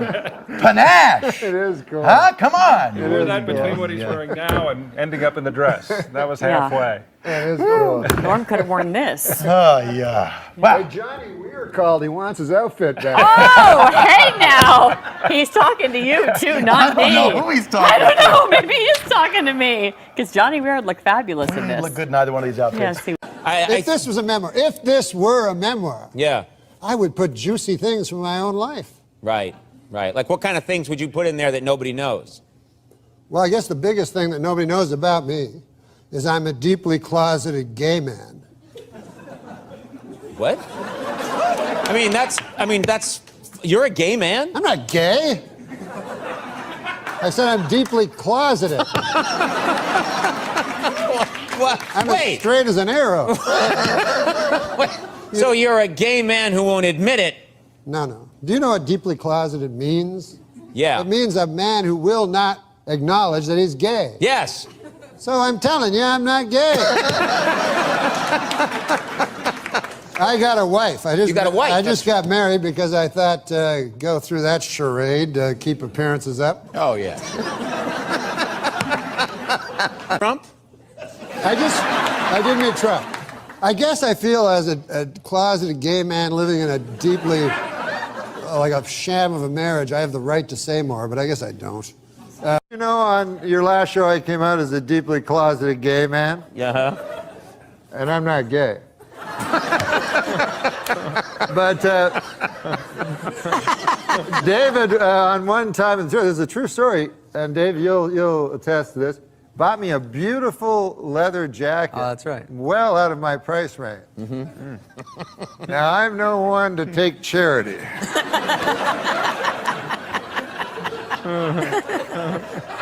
You're doing like a Mark Twain one-man show. All alone in the back. What do we got? I'm not one to take charity. I'm saying I sucked him off. Surprise ending. You're making me out to be Hal Holbrook over here. What's something people don't know about you? I'm a deeply closeted gay guy. No kidding. Well, I'm not coming out, though. Wait a minute. What are you revealing here today? I'm not revealing anything. I'm saying I'm deeply closeted. Well, that means you're gay. Well, I wouldn't say that. Why would I say that? I'm deeply closeted.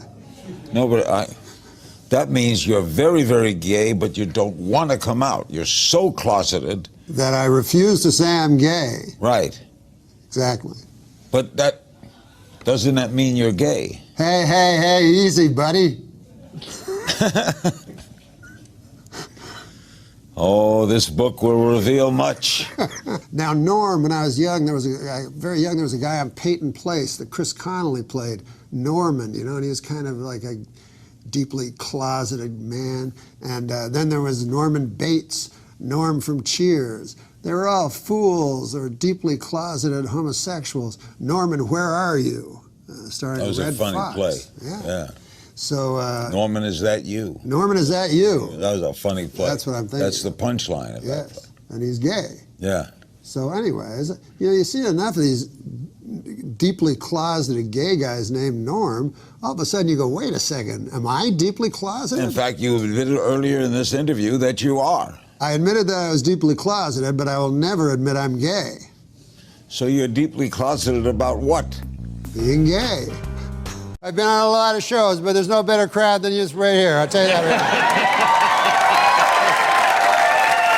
You're a pro. You're a pro. You came out here. You lit this crowd up. I'm just telling the truth. You're a truth teller. You got your book there? Oh yeah. Let me read some of it. You don't have to do. You don't have to do that. That's rich. Look, I'll tell you something. Yeah, what's up, pal? This is not a memoir. It says my memoir on it. Oh yeah, well, I thought this was a memoir. I thought this was. No, it only says a memoir on it, but Yeah. it's a novel. I don't know. So, I was angry when it was in the nonfiction. Yeah. Because it's a memoir. It says a memoir. It doesn't mean anything. Right. It's like if you bought Grapes of Wrath. You're like, hey, there's no grapes. Yeah. Or you put it in the grape section. That's smart. Yeah. Then everybody will find Grapes of Wrath. Yeah. People that like grapes. Okay, listen, Norm, settle down. Have I made my point? You made your point. If this was a memoir, if this were a memoir, yeah, I would put juicy things from my own life. Right, right. Like what kind of things would you put in there that nobody knows? Well, I guess the biggest thing that nobody knows about me is I'm a deeply closeted gay man. What? You're a gay man? I'm not gay. I said I'm deeply closeted. I'm as straight as an arrow. So you're a gay man who won't admit it? No. Do you know what deeply closeted means? Yeah. It means a man who will not acknowledge that he's gay. Yes. So I'm telling you, I'm not gay. I got a wife. You got a wife? I just got married because I thought, go through that charade, keep appearances up. Oh, yeah. That's the kind of thing you'd tell if this were a memoir. Yeah, if this were a memoir. Right. If this were a memoir, I would tell about my wife. What a battle axe. Battle axe? No one's called their wife a battle axe since 1945. Listen, come. How do you feel about a woman? She's supposed to be my life partner. I look in the mirror the other day and I says to her, honey, I look in the mirror and all I see is a fat, ugly old man. And I need you to give me a compliment. She says, all right then. Your eyesight is damn near perfect. I said, you dirty dog.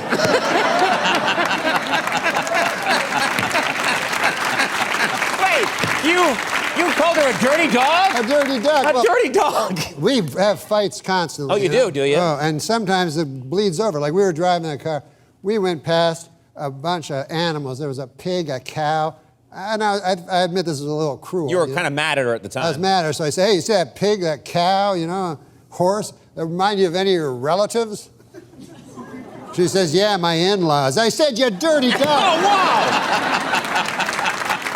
Wow. Dirty dog again. Wow. I tell you, until I met my wife, I always felt incomplete. Now I'm finished. But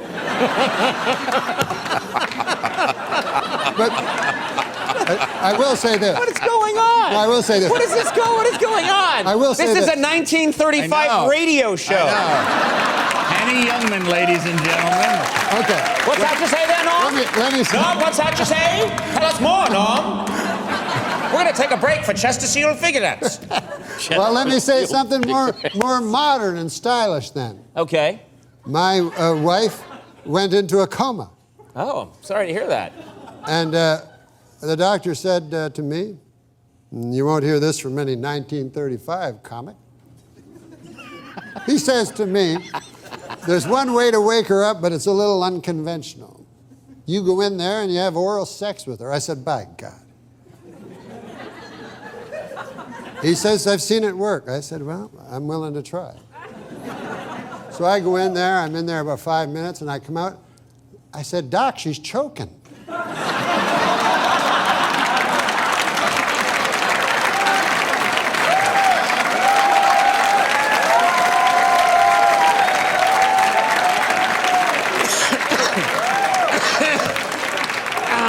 But that's modern medicine for you. That's modern medicine. We're going to take a break. I'm going to find out what's happening here. That's modern. We're going to take a little break here. Here's a message from the good people at Bosco Chocolate Syrup. We'll be back. More Norm MacDonald after this.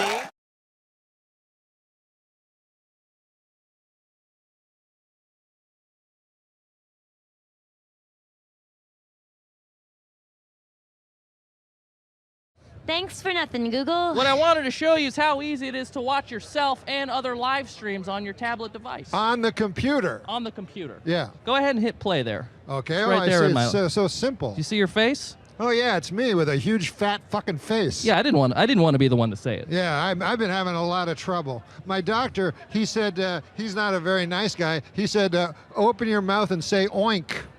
Yeah, you need to get better insurance, Norm. Insurance? He was calling me a fat pig. Well, I mean, nobody's going to disagree with him. Oh, chasm. I'm sorry, Norm. I've got an acid tongue. You do. You're an acid-tongued Arab. And there's Charles Woodson. How about that? And what a season he had.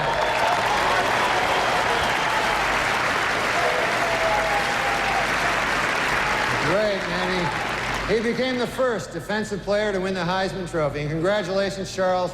That is something that no one can ever take away from you. Unless you kill your wife and a waiter, in which case, all bets are off. Yeah. I love Lost. You ever watch Lost? Yeah, I'm obsessed with the show. Yeah, yeah. Yeah, I'm still watching it. I watch it on the link. No, yeah. You got that working? On the computer, where you can watch like you can watch them right after each other. So you don't have, there's no cliffhanger, you know. Yeah, 'Cause you I know don't have about that. You probably watched it live 6. Do you think I'm 80? No, you probably watched the show though. I did. I watched it during. So that must have been incredibly frustrating. No, it wasn't. Why would you say that? Well, because I couldn't wait 30 seconds to get into it on my DVD. Sometimes it's better to space things out, though, and discuss it with your friends, have a little talk about what happened, and then you have to wait a week, and it's, you know, it's delayed gratification. Yeah, I guess, yeah. That's what's fun about a book club. But,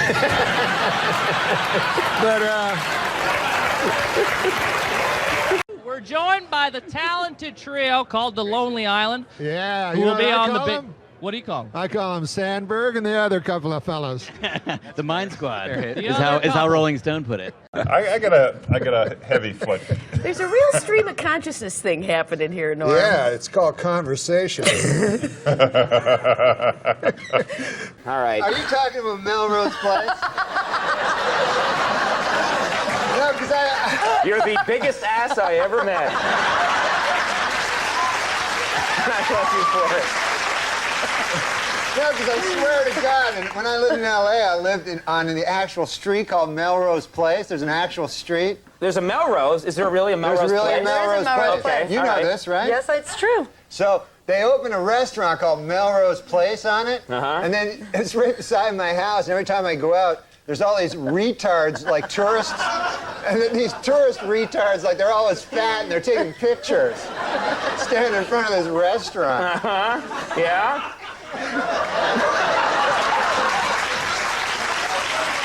You are making a movie with Carrot Top, right? I made a movie with Carrot Top. Okay. You made a movie with Carrot Top. It's not out yet. No, it's Can you not put the out yet. picture up of Carrot Top again, just so we can all see him? She just did. Oh, there it is again. Yeah. All right. Okay. Wait a minute, she left Melrose Place to do a movie with Carrot Top? That's where I'm going, my friend.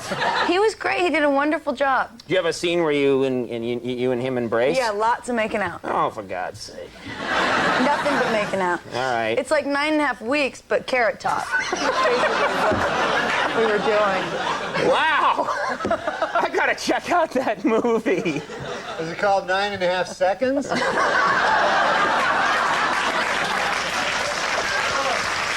But what's the movie gonna be called? Really? I know what it's going to be called. Yeah, what's that? If it's got Carrot Top in it, you know what a good name for it would be? What's that, Norm? Box Office Poison. She's in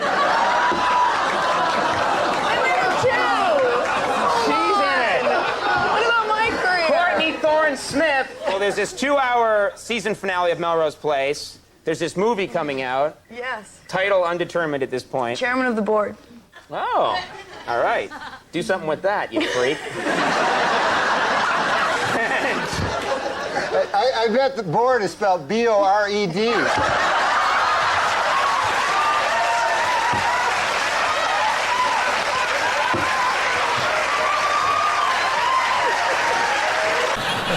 That's the very I will best say, kind. in all sincerity, I know you don't like to hear these things. Emotions, you're like Nixon and I'm like Nixon. But I will say, I was watching last night, I saw speed skating, and my goodness, you know, could the outfits they wear be any tighter? Oh, Lord. There was an East German woman, I swear, you could see the outline of her entire penis. It was...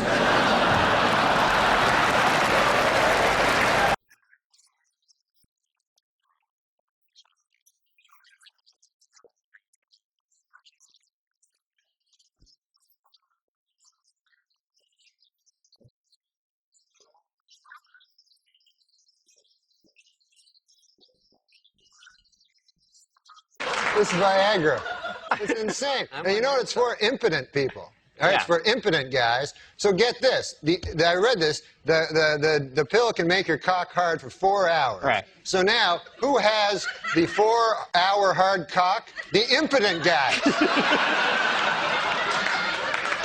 The rest of us are fucked. Me and you got our regular cocks. Meanwhile, fucking Spade is, you know.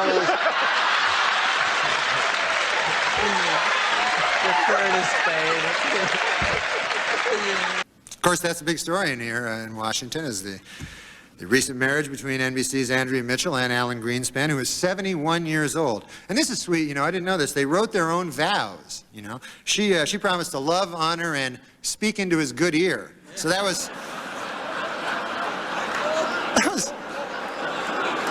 it's kind of sweet, you know. We'll see. It'll be fun. Norm, thanks for dressing up. Hey, Sarah, listen, man. Congratulations. That's the 100th time that joke's been done tonight.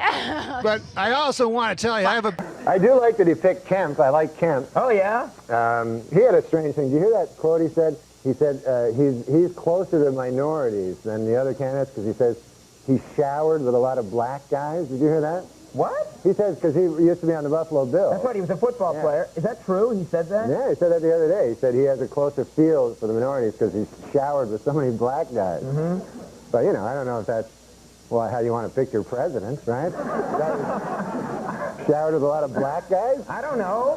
I mean... You're picking Dole because he can do an impression. Yeah, you know, your reasons aren't much better. If I was going to pick a guy just because he's showered with a lot of black guys, I'd pick Andy or something like that, you know? You know? People don't have to know that. Oh, I have an announcement to read. I almost forgot. I was told to make this announcement. Table 10, wherever you are, table 10. We're sorry your waitress hasn't been there in a while. Larry King just married her. So...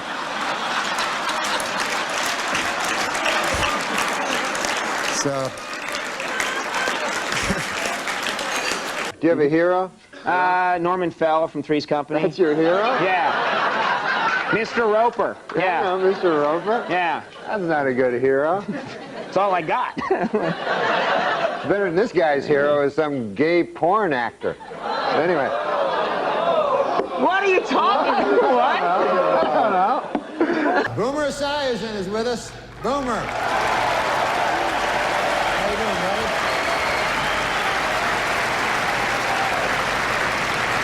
Boomer, of course, will replace Frank Gifford on Monday Night Football next season. And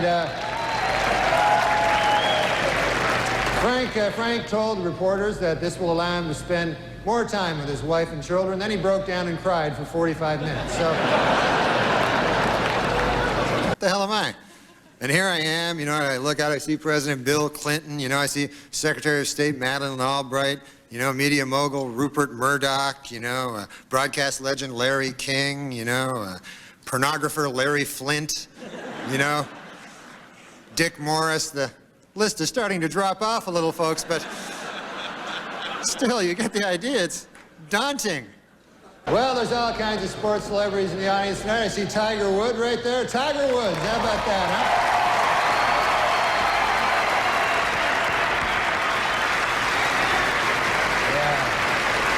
Yeah, he's up for golf. Of course, he's up for Golfer of the Year this ESPYs. And you know who I feel sorry for, folks, is the other two guys nominated for Golfer of the Year.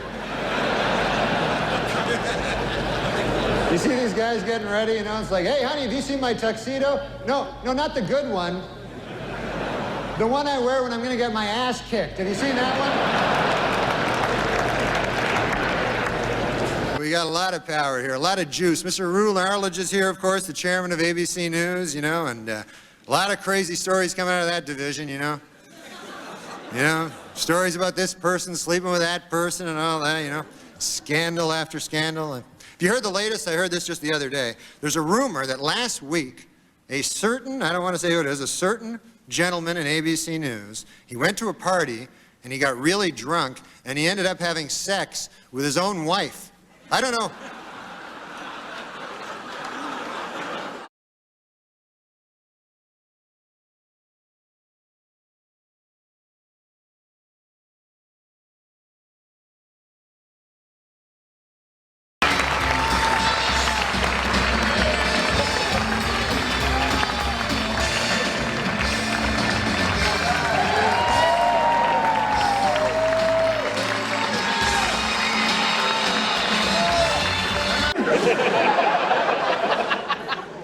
fuck? This one of them acid flashbacks?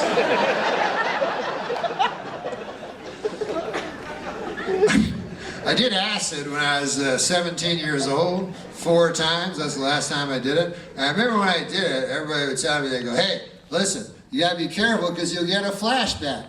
And so I thought, hey, that seems like a pretty good deal.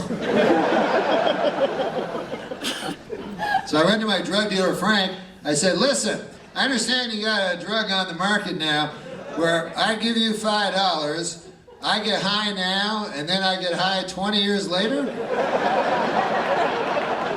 Really, that's true, huh? Well, I've always considered myself a chap who likes to stretch his drug dollar, so count me in, good sir.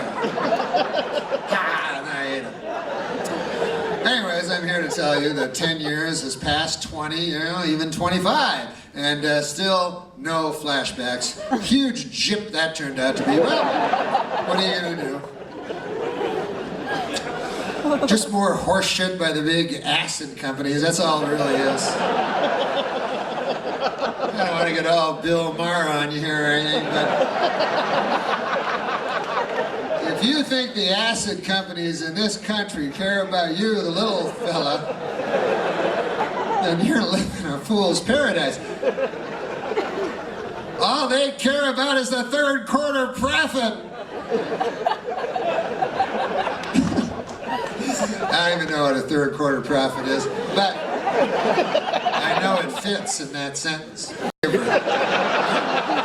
That's what they don't understand. Then whenever they got Pepsi, you go, ah, fuck, I don't want that. You got any other soda pop? They go, yeah, we got root beer. Want some of that? They're like, well, I'm not 8 years old. I guess I could drink a root beer. You got Sierra Mist. You go, oh man, I was hoping you did. I was going to ask. But I didn't dare to because I didn't think I'd be that fortunate. And then you got the United States. That's a nice country. Then you got fucking Mexico. All kinds of crazy shit. I don't understand. So just whatever. So anyways, my point is I go all across this great continent, except for Mexico, and I try to tell the kids, I say, listen, kids, you might think it's cool now to eat your buddy, but, and it is pretty cool, you hate a fucking guy, everybody's gonna think you're cool for a while. But in the long run, it's a mistake, and I try to, you gotta get them when they're young.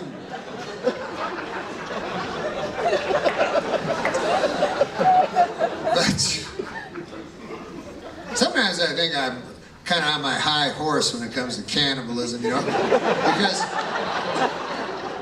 I've never really had to deal with it, I've always lived in this greatest country, in this best of all possible worlds, and I've never had to really deal with it because, there's always plenty of cheese sandwiches to eat, But what if you lived in a place where there were no cheese sandwiches, Where there was nothing, no food at all, then, like for instance, you ever hear this place called the Andes? The Andes, they don't got no cheese sandwiches there. They don't got nothing, just snow and rocks. And it's someplace, and what happens is, when people get stranded in the Andes, their views on cannibalism sometimes will take a radical shift.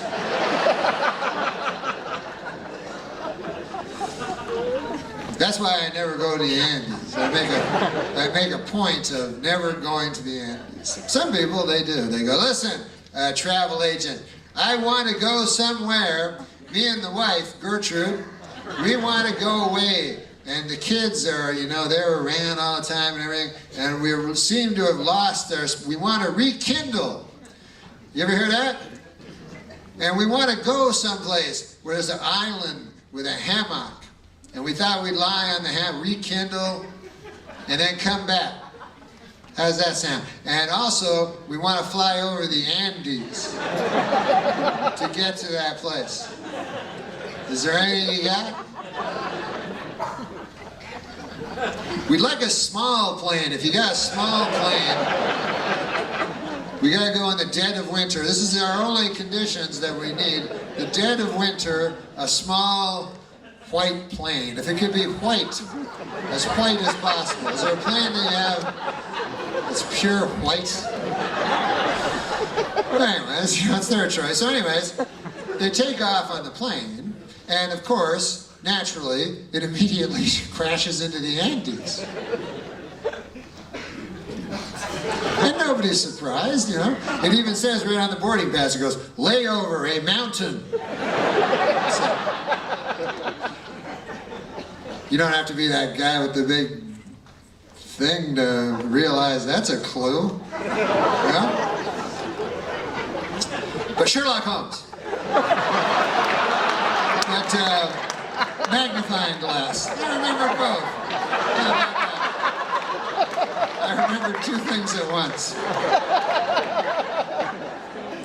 But you get, this is it. You gotta, when you're there, then you gotta wrestle with your conscience, you know? Because, and I don't know if you've ever wrestled with your conscience, but I haven't. But I've heard it's very, very tough, you know? A guy was telling me, it's tough. It's not as tough, he said, as wrestling with an actual wrestler, but he said it's still tough. He told me, he said, if you got the choice, and it'll probably never come up, but if you have the choice between wrestling with your conscience and a professionally trained wrestler, then choose your conscience on account of, it's got no arms. Most of wrestling is a headlock. But no, so the plane goes down, and then you gotta wrestle with your conscience. Now, it's hard for people. Now, some people, you know, maybe it's not hard for them. Maybe even as the plane goes down, they'll go, I'm eating that fucker in 34C. I've had my eye on him for a while. That guy looks delicious. But most of us are civilized human beings. So you're there and you're wrestling with your kind. There's the co-pilot, you know? And the first day is easy. You go, I'm not eating him. I don't even fucking like co-pilot. And so, but then days turn into weeks and weeks turn into months and, you know, time works. And finally, it's too much for you. You're just a flesh. And so you gotta eat. But now the problem is you've waited too long, like a couple months. Now you're so hungry, you're just ravenously eating them, you know? You're just like, ah! Now that's the wrong way. Any nutritionist will tell you that that's not good for you. You should eat 6 small portions of co-pilot every day. So you're like, ah! And then you got co-pilot blood all over your chin, dropping onto your fruity blue shirt, you know? And then, isn't that always the time that the rescue helicopter shows up? Am I right? I don't know. How could I know? Nobody knows. But, and then you're like, what the? And then they're like, we got cheese sandwiches. We'll be down in a minute. You're like, ah.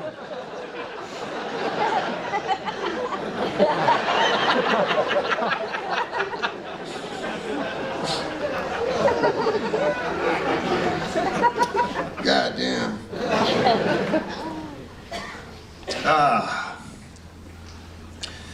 You know what? Imagine you wake up and go, God damn, I got a fucking kid today. I'm way behind on my quota. The boss will be up my ass. I gotta give me a kid. It's a terrible thing, you know. I wouldn't want to be a kid fucker either. I don't like, you know. The thing is, you're attracted to something, and you don't want that to be your type. A child. It's not good. People go, Jim, what do you like in a woman? I like big breasts. I go, don't like to talk about it that much. Now, seriously, what's your type? It's not big breasts, it's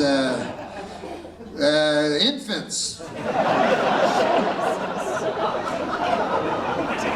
2-year-olds. That's my type, I don't know. I always found them very sexually attractive. Well, what are you gonna do?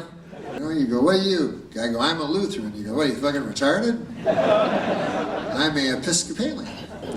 But now, people think you're retarded if you're Christian. Meanwhile, they're willing to accept any other horse shit, you know? Like people go, what sign are you? I go, Libra. They go, that means that you're happy, but sometimes you're sad. Does that sound right? They go, yeah. What is that? I always wondered. And the guy go, well, Neptune. It's cousin Neptune. What happened was you were born on, I have a chart of the universe I've made up. I made a chart of the universe, and I found out when you were born, and it turns out that Neptune's coaxial orbit was off by 1/3 of a degree.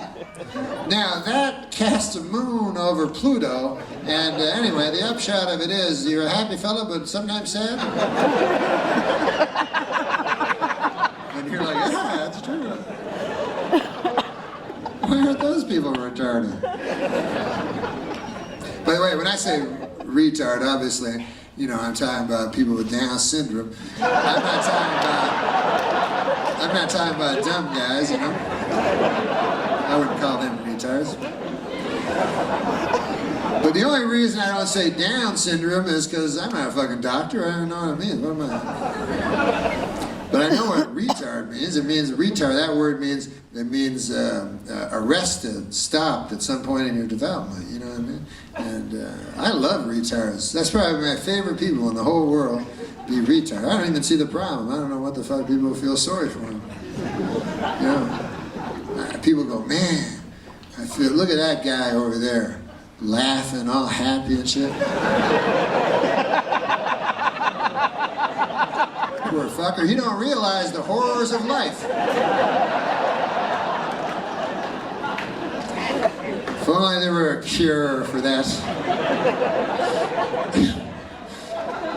Should be the opposite. I'd fucking inject retard juice into my veins if I could. Awesome, young boy, you know. Beautiful young boy, Simon. And, you know, one of the perks of being a celebrity is that you get to meet a lot of dying children. That's a lot of fun. And you go home and try to sleep. So I've met about a couple of hundred dying children. But anyway, Simon is a beautiful boy and will likely meet his savior before he told me this joke, or as he called it, a riddle. He thought I was a riddler. I don't know what the fuck he was talking about. He wasn't in good shape.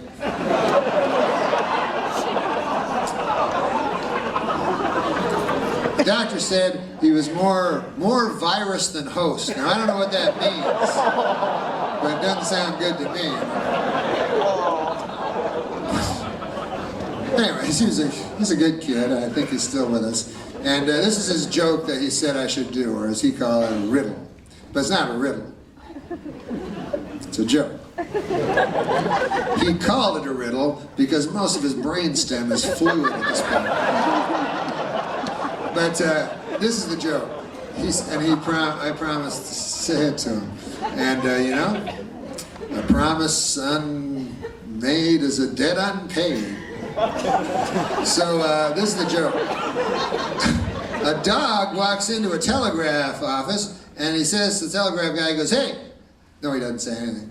The telegraph guy says, hey, dog. He says, hey, dog. Listen. He says, what do you want me to put on the telegram? So the dog goes, woof, woof, woof, woof, woof, woof, woof. So then the guy writes it down, you know. Then the guy goes, hey, I just noticed you only have 9 words here on your telegram here, dog. He goes, we at the Western Union this week, we got a special, 10 words or less, same price. Hey, we could put an extra woof on the end if you want.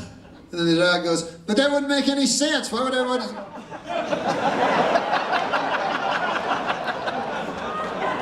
What kind of a operation are you running here? All right, listen, folks, you've been wonderful. Good luck out there. Peace. I love you very much.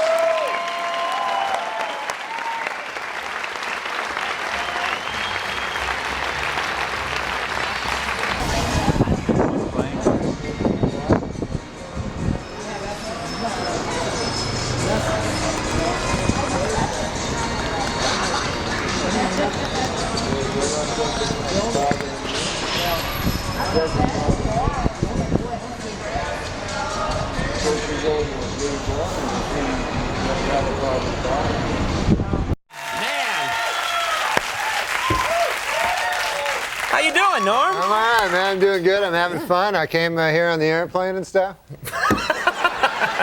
You always kill with that line. I know.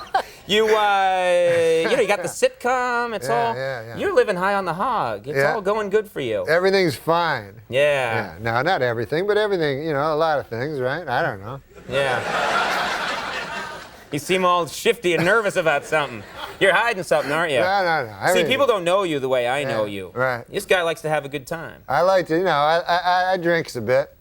That wasn't what I was talking about. Oh, what were you talking about? I was just saying you have a good time. It's a real innocent thing to say, and then you get right into the drinking. Occasionally I like to drink a beer. I like regular drinks. I don't like. As opposed to ether? Yeah. What are you talking about? What I was talking about is, those shooters? You know what I mean? Yeah. Like they're shooters and they're like, they have dirty names, like sex names. You know what I'm talking about? Yeah, they're all called like, the red-headed whore or something. Yeah, exactly. It's the one I like. It's actually named after me. But I guess the idea is in your head, you want to order them because you're drunk. You go, hey, they go, hey, you think maybe you'll get they go, you want a red-headed whore? Yeah, like right? You figure Rula Lenska's going to come in, you're going to have, right? You're going to have some dirty sex. But no, what I was going to say was this. But you like, you said you sometimes you have a little too much to drink, maybe? Well, one time I drank a super amount, and I'd only been... A super amount, right? It was when I was a young guy. I'd only drunk like 8 or 9 times in my whole life. I never had gotten really drunk, but I'd had drinks. And I went out with my buddies and I was drinking, and they were having those crazy drinks. All of a sudden, I was really drunk. And then a guy gave me some pills. Like, he said, hey, you want some pills? And I said, yeah, all right. So I ate the pills. And you're not supposed to eat pills while you drink. I think even if you're not drinking, it's not a good idea when someone goes, you want a bunch of pills? Yeah. I know. But combining the two. This guy was a decent guy. He was a bouncer. No.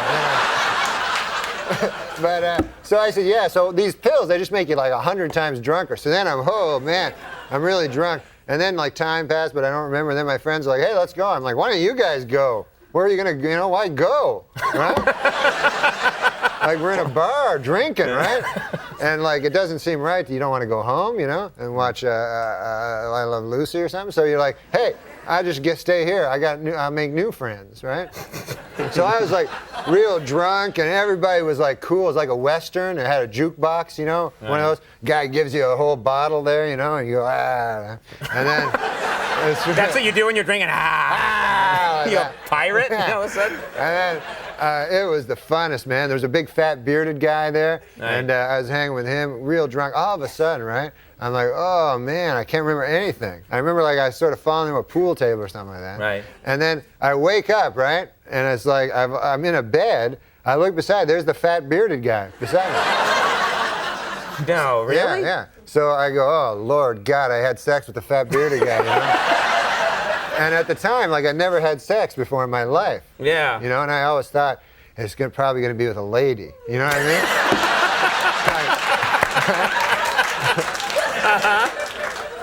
So then, but I looked over, And the weird thing was, instead of us being in the same bed, he's in a separate bed, right? Like we have 2 separate it's beds. like twin beds. Twin beds. So then I'm like, wait a minute, now this is weird because, you know, why would we be in separate beds? Is he like an old-fashioned gay guy, you know? And then, right?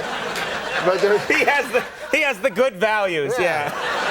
So we're not married yet. There's no such thing, of course, as an old-fashioned gay guy. They're the most decadent people. So I said, what? With sex, you know, they enjoy sex like crazy, you know? We mustn't generalize. No, we mustn't generalize. No, but go ahead. Seriously, you know, if there was a bathhouse for straight guys, we wouldn't be able to have sex 9, 10 times a night anyway. So anyways, I'm with, they love sex, it's a good thing. But I'm beside the fat bearded guy. I go, holy Lord. Anyways, it turns out, not a gay man at all. Turns out this guy, when I blacked out, had checked me into a rehab. No. Yeah. And she's in there with you? Yeah, so I got robes and a slipper, and they wouldn't give me my clothes back. And I had to stay in there for 3 days. And they're like, you're an alcoholic. I go, no, I'm not. And then apparently that's what alcoholics say too, you know?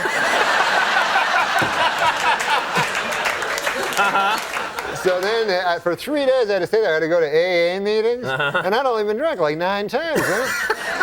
So they're like, what's your worst one? I go, I guess the 9th one was bad, you know? Right. That was, and when did you hit bottom? I said, I don't know. The cool part of it was the girls all get up, right? And all their stories are all the same. Whenever they hit bottom, right. Every story is the same. They're like, when I hit bottom, you know, I a guy for a drink, you know? And you're like, oh. You know, every time.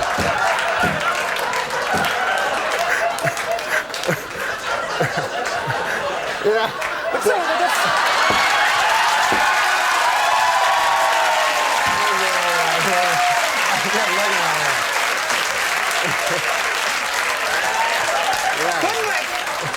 Couldn't we just take them out of the studio for the Norm part and then bring them back?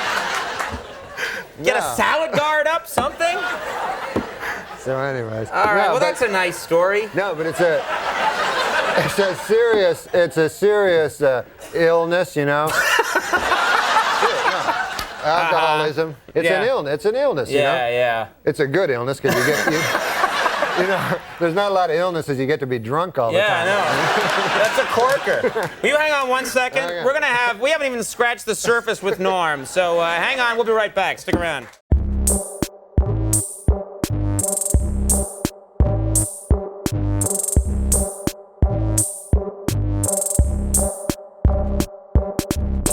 Hi guys, welcome to Office Blokes React. I'm Office Bloke Dave. I'm Office Bloke Mike. Office Bloke Daz. Collectively, we're the Office Blokes. Yes, indeed. Coming at you live from wireless. a clean studio. Almost wireless. Almost now. wireless. Mike invented wireless headphones today.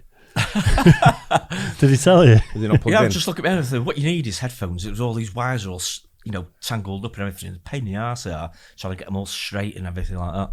Yeah. But you get earbuds. Said to me someone needs to do earphones that don't have the wire. You didn't say that, did you? Not exactly. I'm paraphrasing a little stretching it bit. slightly, I think, there. But yeah. Anyway, so yeah. There you go. If you want to buy or invest in Mike's startup for wireless headphones, then might be onto something there. yeah, Might be onto something there. Almost there with the technology. Yeah. Honestly, someone send us Dr. Dre's number, and yeah, it's true. I'm on the cusp of inventing door handles as well, so I'll keep you up to date on that one. Upgrade. Not fork handles, eh? No. Upgrading from knobs. That was cheap. Norm MacDonald on alcoholism. Should we just get straight into it? It's terrible as well. Oh, no, it really was, wasn't it? It's not something we know anything about, alcohol or alcoholism or drinking too much, is it? Nope. Never. Not familiar with it. No.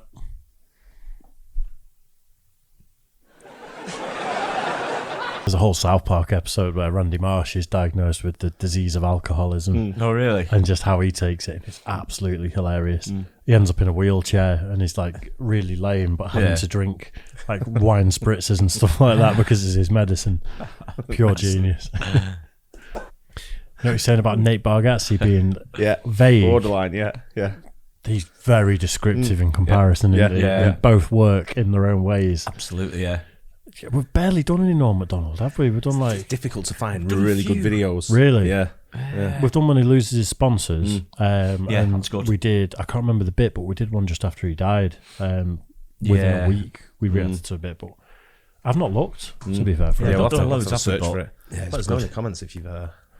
Yeah, recommend any. It's funny though. It is. Proper dark, that Yeah, last. one of the best comedians that's ever lived. Yeah.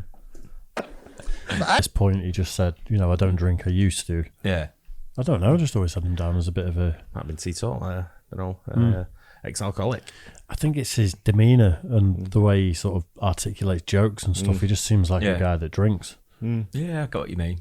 He's got that slight sort of slur, hasn't he? Sort of bit of a drawl. Yeah. That's the way he comes across, but... like he's a couple of beers in already. Yeah, he does actually, yeah, good point. It's a terrible concept. As a service, or like if you were going to be a designated driver. Never me. Yeah, no fun. I mean, if there's someone that doesn't drink and you're lucky enough to know someone that doesn't drink, and you want to go out with you, that's great, isn't it? Yeah. If it's their choice, but I think if you're a couple and one person's driving and doesn't drink, but you aren't driving, so you do drink, I think that's perfectly acceptable as well. Yeah, I guess so. Yeah, but if you're on like a night out, like a proper night out, loads of people. Loads of people. It's not the same, is it? I taxi everywhere. That's what taxi drivers are for. Of course it is. Like Absolutely. I say, use people to the strengths. Yes, He's a taxi driver, I'm not. I need to get from there to there so I can have a drink. Use a taxi. Absolutely. We don't advocate drinking at the office blokes, though, do we? We don't do Not that. during the hours of 9 and midday. Yeah, you got to get something in your stomach first, haven't you? Yeah, absolutely. A bit of breakfast. Yeah, anything after lunch, sensible. you're good to go. I thought it was 11 in the morning, to be fair. You can do that if you want. Yeah. Yeah. Fair enough. Yeah, it's good that though. Enjoy it. We've got a hot weekend coming up, apparently, so... Is it really? There may be beer Weather-wise? involved. Yeah. All right. Are you back drinking now? I'm drinking, like, whiskey. I had a couple of beers at the weekend. 10 pints, you said. 10 pints, you said. Did you? He's blagging it, is it? Yeah. I went to the pub. I'm not drinking much beer, put it that way. I was going to drink none, but then I cut out beer altogether and started getting headaches, so I started having to drink a little bit of beer again. But you can't go to the pub early. I went 3 PM on a Sunday and drink whiskey all That's day. late, 3 PM on a Sunday. But you can't do that and drink whiskey all day. You'd be a mess by the end of the night. Yeah. So I did the sensible thing and drank Guinness all day. Drank about 10 of them and then went home. It's responsible drinking. I went to the match last night, right? Walked in the pub. And I walked in, went to my table, put my coat down on the table, my jacket on the table, turned around to the bar, 2 pints on the bar ready and waiting for me. How good's that? That's at the football. Yeah. So what you want? Yeah, proper service that. Yeah, nice. And she said to me, I just jumped ahead and thought I went bang on, boom, there you go. I will say I've not drank anything since Sunday though. Have you not? No, nothing. Not even water or coffee. Or Yeah, anything. I'm wasting nothing. away. It's slipping on a massive flask thing you've got over there. I drank no booze since Sunday, and I've not thought that I'm not going to drink booze. I've just not. Did you get a plaque yet for it? Not drinking for 2 days. Shufty badge. Give him a cookie. Yeah, Just medal. a paper out. That's what you used to say. Yeah. Anyway, yeah. Anyway. Norm, hysterical as always. It was. It's really good. Hope you guys enjoyed that. Don't forget like and subscribe. Hit the bell. Catch you on the next one. Cheers, guys.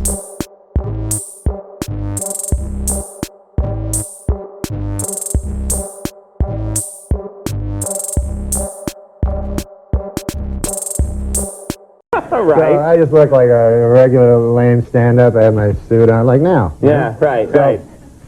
I went out there. I was excited, because it was America to me, Yeah. I'm from Canada. Star Search. I thought I'll become a star. Hence the name, Star Search. Yeah, if you win, right? Yeah. So I go out there. I'm excited, man. I went out there, and they had you go out and they have like a clock. You got 2 minutes to do. You only got to do 2 minutes. And I had at that time I had about 2 minutes. So So this is going to work out well, you thought? yeah. And I go out, and everybody hates my guts. It's like dead silent. There's like no one laughing at all. And the clock starts to run the minute you get you going. see the clock going down, and around after about a minute and a half, you're not much chance, winning them back. And I think some people thought I was in a different category, but nobody laughing is the worst thing. And the Canadian flags behind me. Oh God! Oh no! Really? Yeah. And then one time I remember the worst part. I looked over Ed McMahon. He was like glaring at me, like a mean look. Ed McMahon glaring at you? He wasn't even laughing. That's his job, you know? That's what he does. He was taking some time off. You know? I've never seen him glare. I don't think anybody... Oh, it's mean glare. So then I got off. I was shaking, you know? I was like stunned. And then my manager and agent, they're like idiots, you know? And so they go like, it was good. You know? That was great. They're shaking my hand. So I go, really? Yeah, you think it was good? It worked out, huh? You go, yeah. Oh, man. I go, but nobody was laughing, you know? Which I thought was a gauge, you know? And they go, no, that's the way it is on this show. No, don't worry about that. And then as they're saying it, you know, the African guy comes on. Yeah. He says one joke. They laugh for 2 minutes, you know? And it's like huge laughter. I can't even hear him. I'm going, what? The guy's going, it doesn't mean they liked you. So what happened? What was the end result here?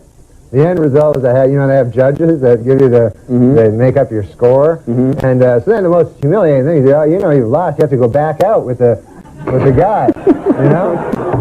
You have to like stand there, you know? And then Ed McMahon, he just, you know, he goes, another tough decision for the judges, you know? And then, that was actually the first time I heard laughter during the whole thing. So, and the judges, it was like three guys. Robin Leach was the only guy I knew, and then there were 3 other guys. And then so it was like, so I got, this is my score. Okay. I got 3/4 of a star. They can cut a star up? No, what happens is 3 guys give you 1 star, and 1 guy, and I think it was Robin Leach, gives you no star. So you got 3/4 of a star and you lost. Yeah, he got 4 stars. And then afterwards, it's you go to this you got this place up. It's like a room, and then there's a party after the show, and everybody's there, and like all the winners are like in one section, you know, happy, and then you're like sitting there with the Nicaraguan junior dancers, you know. We would call them the losers. Yeah. I'm feeling great. I finally quit smoking, you know, so I'm feeling pretty good about that. I smoked ever since I was a kid, so it's kind of tough for me, you know. I remember once I was 8 years old, little kid, behind my garage, sneaking a cigarette back there, and my dad caught me. He hauled me in. I thought I was in for the strapping of my life, you know. What he did is he pulled out a big cigar. Must have been half the size of my arm, this giant cigar. Stuck it in my mouth, lit it up, made me smoke it all the way through, right to the end. That's when I started smoking cigars real heavy. But I gotta get in shape, you know. I watch a lot of sports, you know. I love watching sports on the TV, you know. The only sports I don't like is when they try to combine 2 sports. You ever see those, you know? And the sports don't even go together, you know? Like the guy will run a 100-yard dash and then fish. My favorite show is the game shows, you know. I like the game shows a lot, you know. So I was one game show the other week, the dating game. You ever see that? Man, that's a cheap show there. The prize on that show, another contestant. Last week they had a guy, I was like a crazy guy, loony bin, psycho, wingnut kind of guy, you know? And then they made the girls ask those questions, you know, laced with sexual innuendo. You know, the girl go, bachelor number 2, if I were a popsicle, what would you do to me? The guy goes, well, if you're a popsicle, huh? Well, first of all, I guess I'd take your wrapper off. If you know what I mean. And then I'd grab a hold of your sticks. If you know what I mean. And then I'd press you against the counter till you're broken too. Put half you in the freezer till later. If you know what I mean. That was nuts. Ah, man, it was a violent world, you know. I went to buy a dog. This guy tried to sell me the most killing dog in the world, a big pit bull. $600 pit bull, you know? And I don't want to buy that, you know? $600. Holy cow. You know, guy says, this dog will protect your valuables. You know, I don't even have anything that valuable, you know? I mean, I buy the pit bull. That would be the most valuable thing I own right there. Okay, you guys have been great. Thanks a lot. Enjoy. Ladies and gentlemen, once again, Ed McMahon. Star Search has traveled around the world to find the best new international talent to entertain you. Tonight's highly competitive performances are very special, so we've asked 10 very special international judges to give their professional opinions. Let's meet some of them right now. A longtime distinguished actor originally from England, currently the star of the ABC hit series Mr. Belvedere. Please welcome Christopher Hewitt.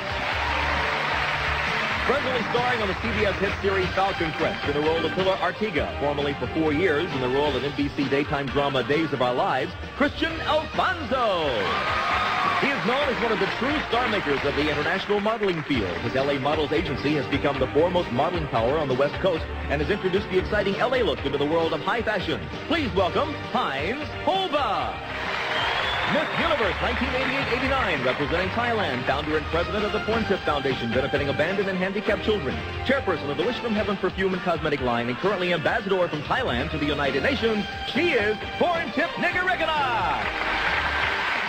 Executive producer, host, and writer of Lifestyles of the Rich and Famous. And Runaway with the Rich and Famous. Ladies and gentlemen, Robin Leach. In international comedy competition, the challengers are from Canada, Norm MacDonald. From Liberia, Bushman. And from Australia, Vince Sorrente. Another hard decision for the judges. Let's see what it is. From Liberia, Bushman. Bushman. Congratulations. The Bushman likes to party. Rock that Bushman. Rock that Bushman. So you beat Norm MacDonald in 1990 on International Star Search. Oh, yes, I did. And hey, you just cleaned me and Chris's apartment. I just cleaned your apartment. I'm like a part-time nanny sometimes, and I still do comedy. Norm MacDonald, I'm not afraid of you. If you want us to get into a comedy bout, I would take you on anywhere in Canada, in London, in Australia, in LA, on the beach. It does not matter where. I am not afraid of you, man. I know you're a millionaire. Guess what? I'm gonna knock you out with all your millions. You're gonna have to come talk to the Bushmen. I think I have a weird memory of you that you probably wouldn't remember. I think I was in your hotel room. When you were watching, I showed up at your hotel room when you had just done your first Letterman with Caroline Ray. Yeah. Yeah, and I think that I actually watched you not watch your first Letterman on television. Is that possible? I'm thinking. No, I would know I would not watch it. That's for sure. It was like 1989. Is that about right? Yeah, I think I'm not 88, good with dates, 89? but probably about that. Yeah, that's funny because I know Caroline and I remember you. And I remember Caroline. All my memories are so vague. Right. Well, it was weird because I barely knew Caroline. You know, we were sort of hanging around, and with this group of comics, and I had a car, and she goes, "Let's go to the hotel. My friend Norm, it just did Letterman tonight." So we go over there, and that was the first time I ever met you, and I don't know how much you even played the States because it was. I didn't know any comedians from the States. That was my problem. Yeah. Right. And so I go up to this room, I meet you, and you're about to go on Letterman, and I'm standing there with Caroline, and you are on your bed face down with your hands hiding your eyes for the entire time. Does that sound like a real thing? No, that would be me. I can't.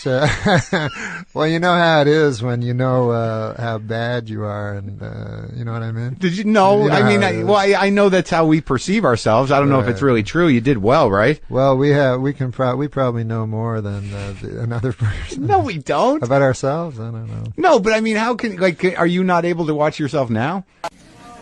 Our next guest has performed at clubs all over Canada and the United States, including the Improv in Los Angeles and also Catch a Rising Star and Stand Up New York here in Manhattan. And now, making his network television debut, ladies and gentlemen, please welcome Norm MacDonald. Norm, are you...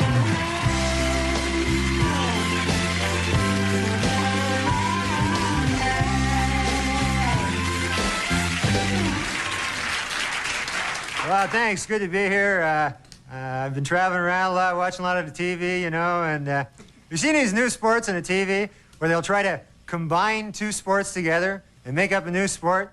You know, like a guy will run a 100-yard dash and then fish.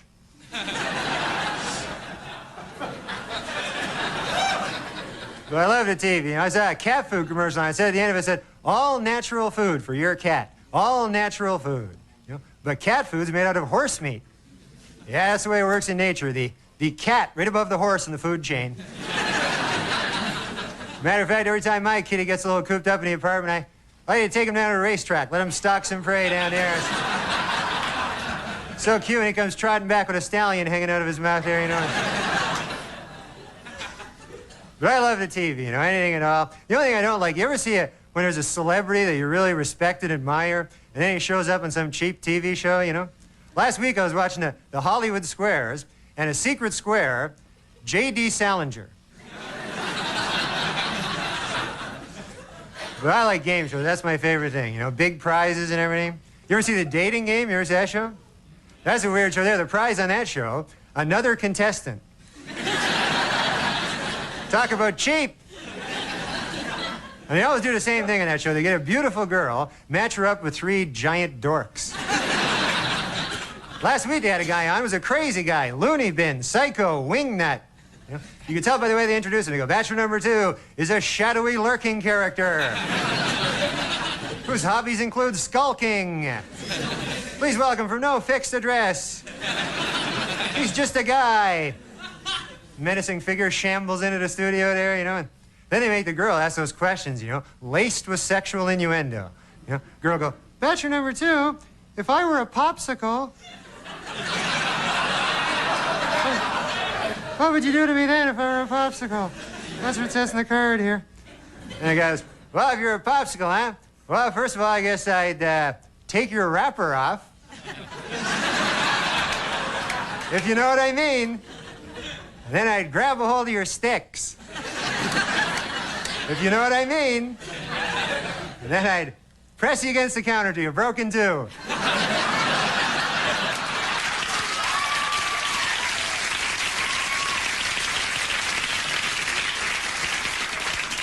Put happy in the freezer till later. You know what I mean, Evan? You understand what I'm getting at? It's crazy. But a lot of violence on TV. You know, kids aren't supposed to watch violence now on the TV. They're afraid maybe the kids will copy what they see on the screen, you know. I can't even get a funny cartoon anymore because some 12-year-old watched a particularly violent episode of the Roadrunner Coyote Show. And the next day, they found him in the bottom of a canyon.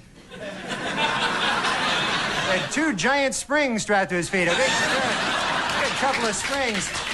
Had a little umbrella in his hand. Sign said, yikes.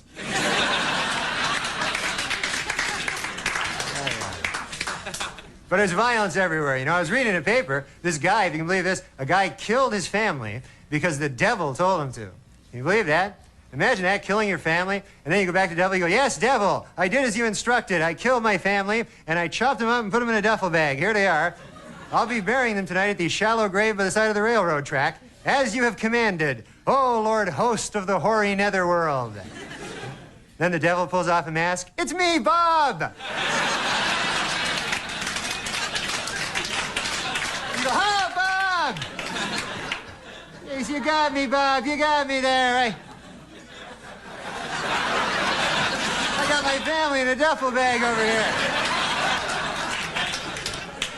That's one for you there, Bob. That's dirty dog. Yeah.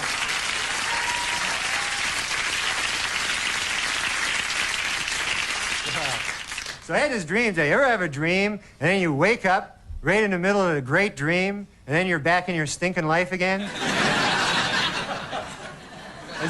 So then you try to fall asleep, re-dream it? Man, that never works. Always end up with some weird mutation of your original dream there, you know? Like in the first dream, I was in a pool with Christy Brinkley, and we were swimming toward each other, and then I woke up. So I fell asleep again, I end up shooting pool with David Brinkley.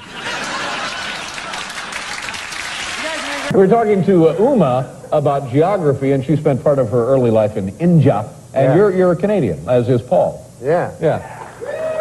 Canada. Is that where you began as a comedian? Yeah, I did stand-up in Canada, and man, that stinks. Really? Oh, my God. You ever go on the road and do stand-up? Yeah, used to do that all the time, sure. That stinks, right? Yeah, it was not, I mean, the travel was grueling. Yeah, plus everyone hates you. Yeah. Oh, I didn't need to go on the road for that.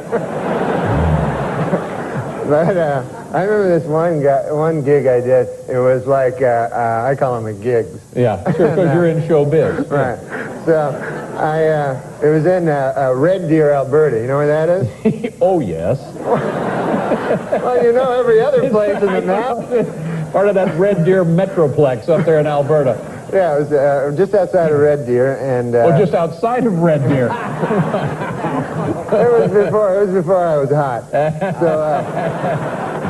So I couldn't get Red Deer. So,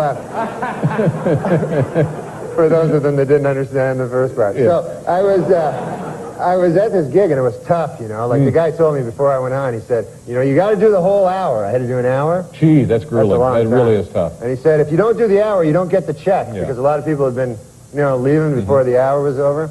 And so I started doing my comedy, you know, and everyone hated my guts. And so like 10 minutes into it, if everyone hates your guts for the first 10 minutes, you know, you're not going to win them over. It's discouraging. Yeah, you know, you're not going to have a good other 50 minutes. No. So everyone hates me. So then after a whole hour of that, I have to host a joke contest, you know, where I bring people from the audience. A little talent show kind of thing. Yeah, and they tell their jokes. Yeah.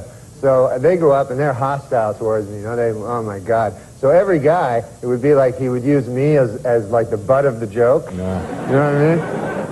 You know, the guy would be going, okay, you know, they have a mic there in their hand. Oh, that's what you're doing. Thank you, Norm. Thank you. And what would this be? Would this be a phone? Hello? Sometimes this isn't a mic. It's some of my jokes. But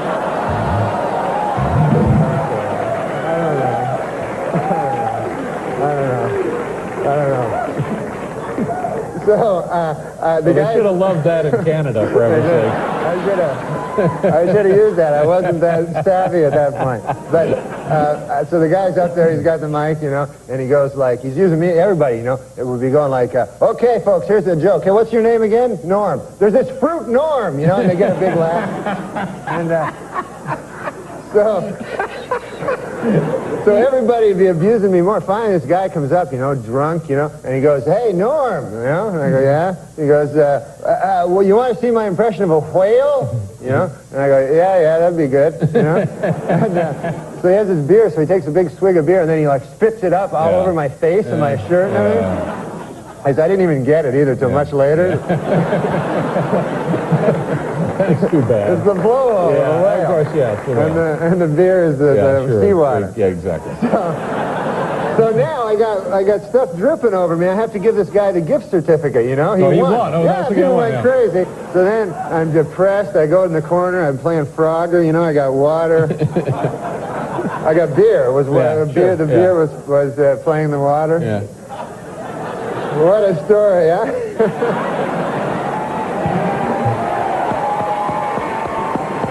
Have you been out doing stand-up? I know you're probably really busy with the show, but do you ever get to go out and do gigs? Oh no, yeah, I've been off show business for a while, and I do the smoky nightclubs, you know.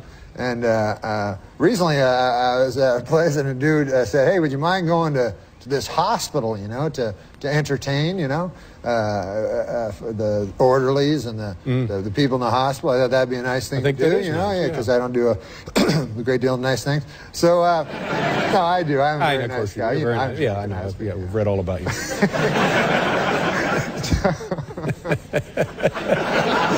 So I go to the hospital, you know, and I'm driving to the hospital. The guy's driving me. I don't know how to drive, and I'm all happy. I'm sorry. Wait a minute. You say you don't know how to drive? I don't know yet, but I will. I'll learn.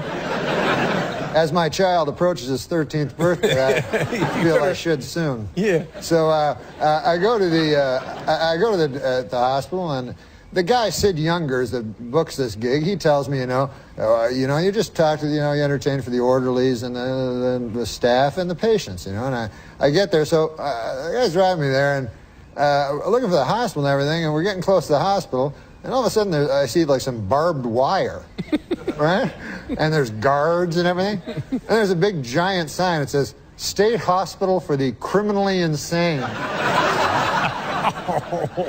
So now I'm being frisked and ID and everything, and I get in, and now I'm going, I don't even know if these people deserve a show, you know.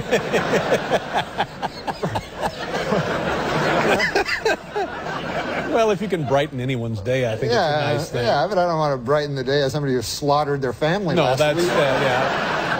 So I get in there, you know, and I'm like, all right, well, I guess I'll do it. I'm committed to doing it. I go, well, where do I perform? Like a cafeteria or something? Guy's like, no, we got a theater. Oh, a theater.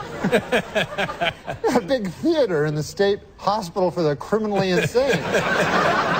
So I go in there. They go, the Statler brothers were here.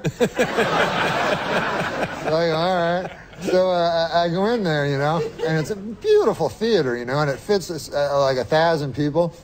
And there's like 40 criminally insane guys in there. And I don't even know. I don't know what the rest of them are doing. And so I go, and then the guy introduces me, you know, and and he had like an old bio of me or something, I think, and but it was ridiculous introducing me to these guys. Right. And it was like, ladies and gentlemen, you know I'm from Evening at the Improv and George Schlotter's Comedy Club and all that. Norm MacDonald, you know, and there's nothing. They're all muttering criminally insane things to each other. And so I'm walking. I've never had this. I'm walking toward the mic, and I start getting heckled. Like before, I'm You're not even on stage. Yeah, I'm like 15 feet from the mic, and I hear, "Nice shoes, bitch." Oh, that's not good. That's not good. So I go up, and then just all kinds of insane things. One guy goes, "Where's the Statler brothers?" And then the other guy's like, "Yeah, what is with those shoes, bitch?" And I'm not even at the mic. I didn't even get to the mic yet. So I get there, and then as soon as I start talking, I start with my answering machine bit, you know, and you know that. Yeah. So I'm like, anyone have an answering machine? And they're like, go home! Go home! They keep yelling. Yeah. So I just had it, and I said to them, well, that's the beauty of it. I can. And then you hit the road.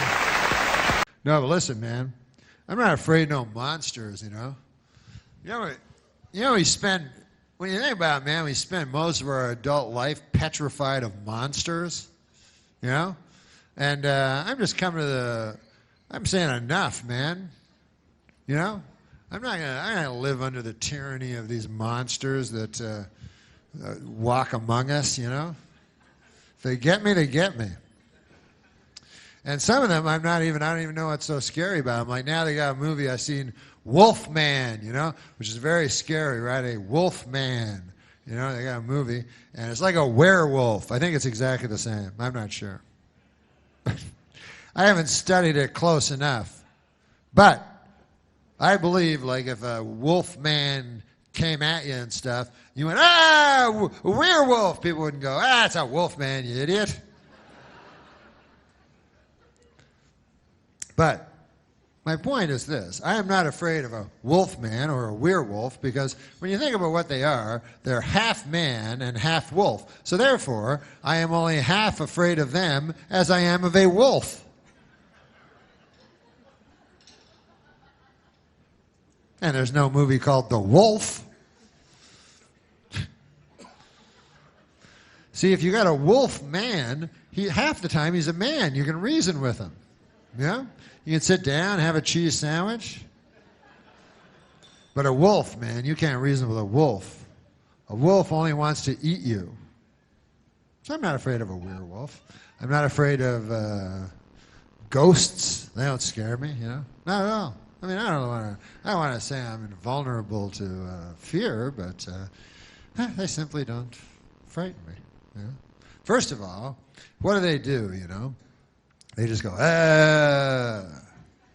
which that's not that scary to me. Yeah? And then they're invisible. They're like and you're like, what? You're invisible. You can put your hand through them. That kind of a person never frightens me. You know the kind of guys that frighten me? You ever meet those guys where you can't put your hand through them?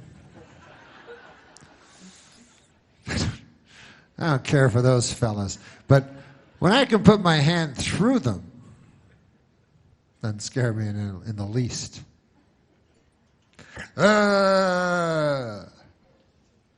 This is how unscary they are. I was at a hotel a couple of weeks ago. In the lobby, they were saying they were bragging about there was a ghost in the hotel. You know, how scary can that be? You know what I mean? They're like, oh, every night, Mary with the blue dress. That was her nickname. She was murdered, and she hangs around the bed. You know what I mean? And she'll come over, and so beware, because Mary with the blue dress, which was her nickname, which was an odd nickname, because you'd think her nickname would be Mary the Ghost. You know.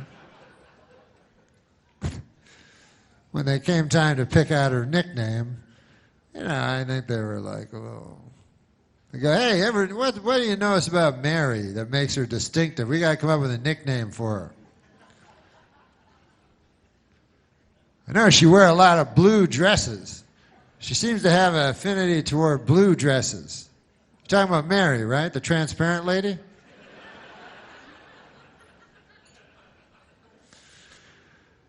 So I would call her Mary the Ghost. And anyways. And all they seem to do is complain, these ghosts. You ever notice that? I was like, I can't. Everything's wrong. They're never happy or nothing, you know? They're like, I have to, something bad happened to me. And if I don't get it cleared up, I have to travel all through the world in pain and sorrow, you know? And then I'm like, well, I do too. What the hell? At least you get to walk through walls and stuff. You get to do cool stuff. I think I'll have some more water. I love water.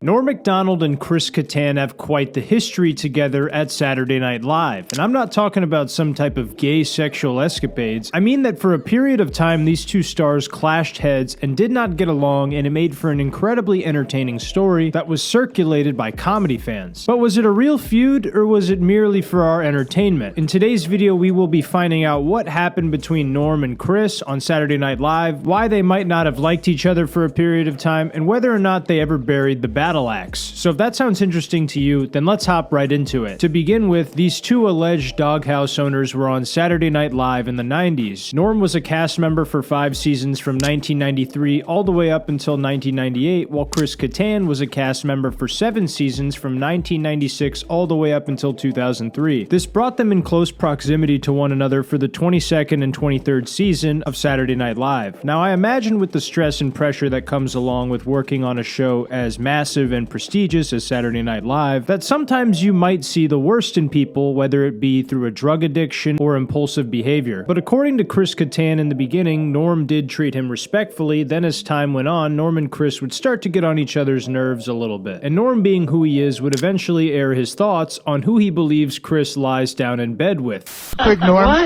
story. Great quick Norm story. Kid, Artie. Well, Jim will appreciate it. They do a big Rolling Stone article about the Kansas City. Ah, that was a great one, man. Wait, what did you They do a big Rolling Stone article about the cast. I got about a good one. So the cast of Saturday Night Live. Right, yeah. And it's everybody kissing each other's ass. So they ask Norm about Chris Kattan. And it's after pages of, I've never seen someone do better character work.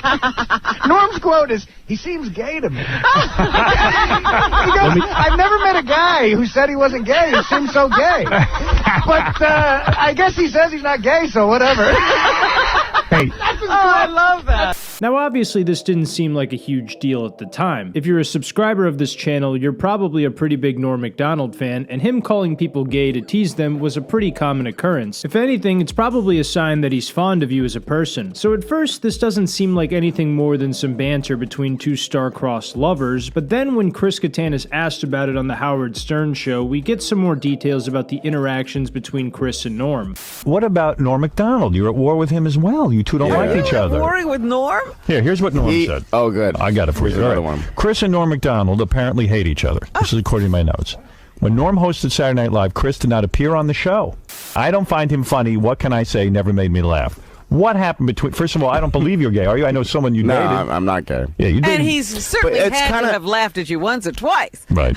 Yeah, You're exactly. a funny guy. Right. Well, that was the I mean, your Rolling characters... Stone Some of your article. characters are effeminate, so maybe people think you're Right, gay. like Mango's, like, you know, he's gay. Queer as day. Right. So and yeah. So is Norm a homophobe? Is that the problem? He doesn't like gay definitely characters? think he has a problem with But give me the history of this. I love feuds. Well, let's see. When I first got on the show, he was so nice. He and Spade, right, were just like so nice, and then I don't know what happened. He just started.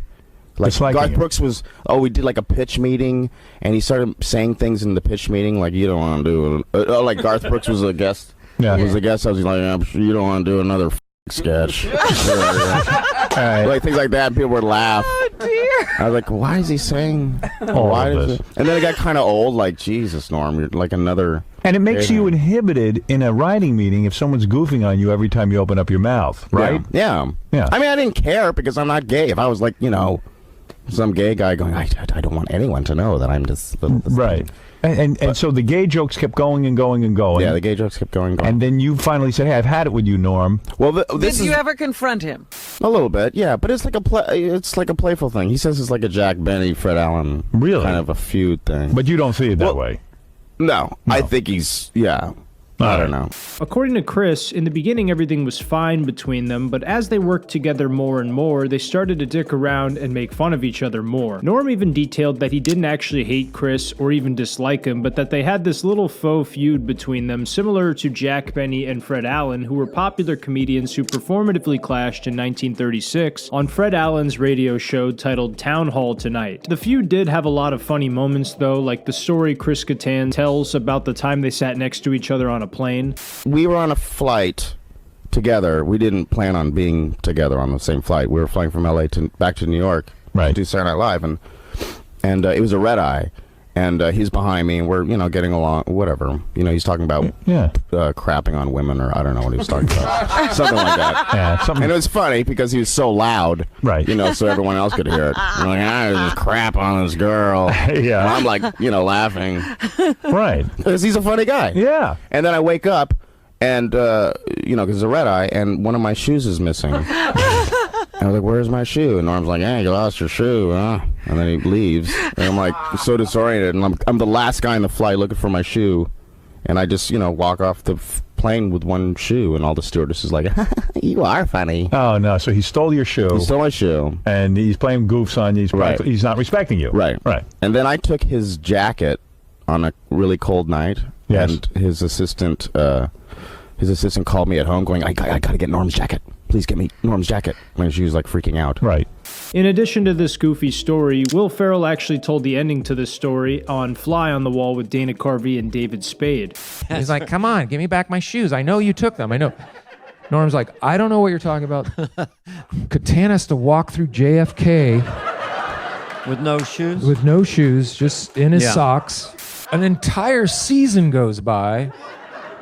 And then Kattan and Norm are jousting back and forth about something. They used to joust a little bit. And then Norm finally goes, oh yeah, and one other thing, I did take your shoes.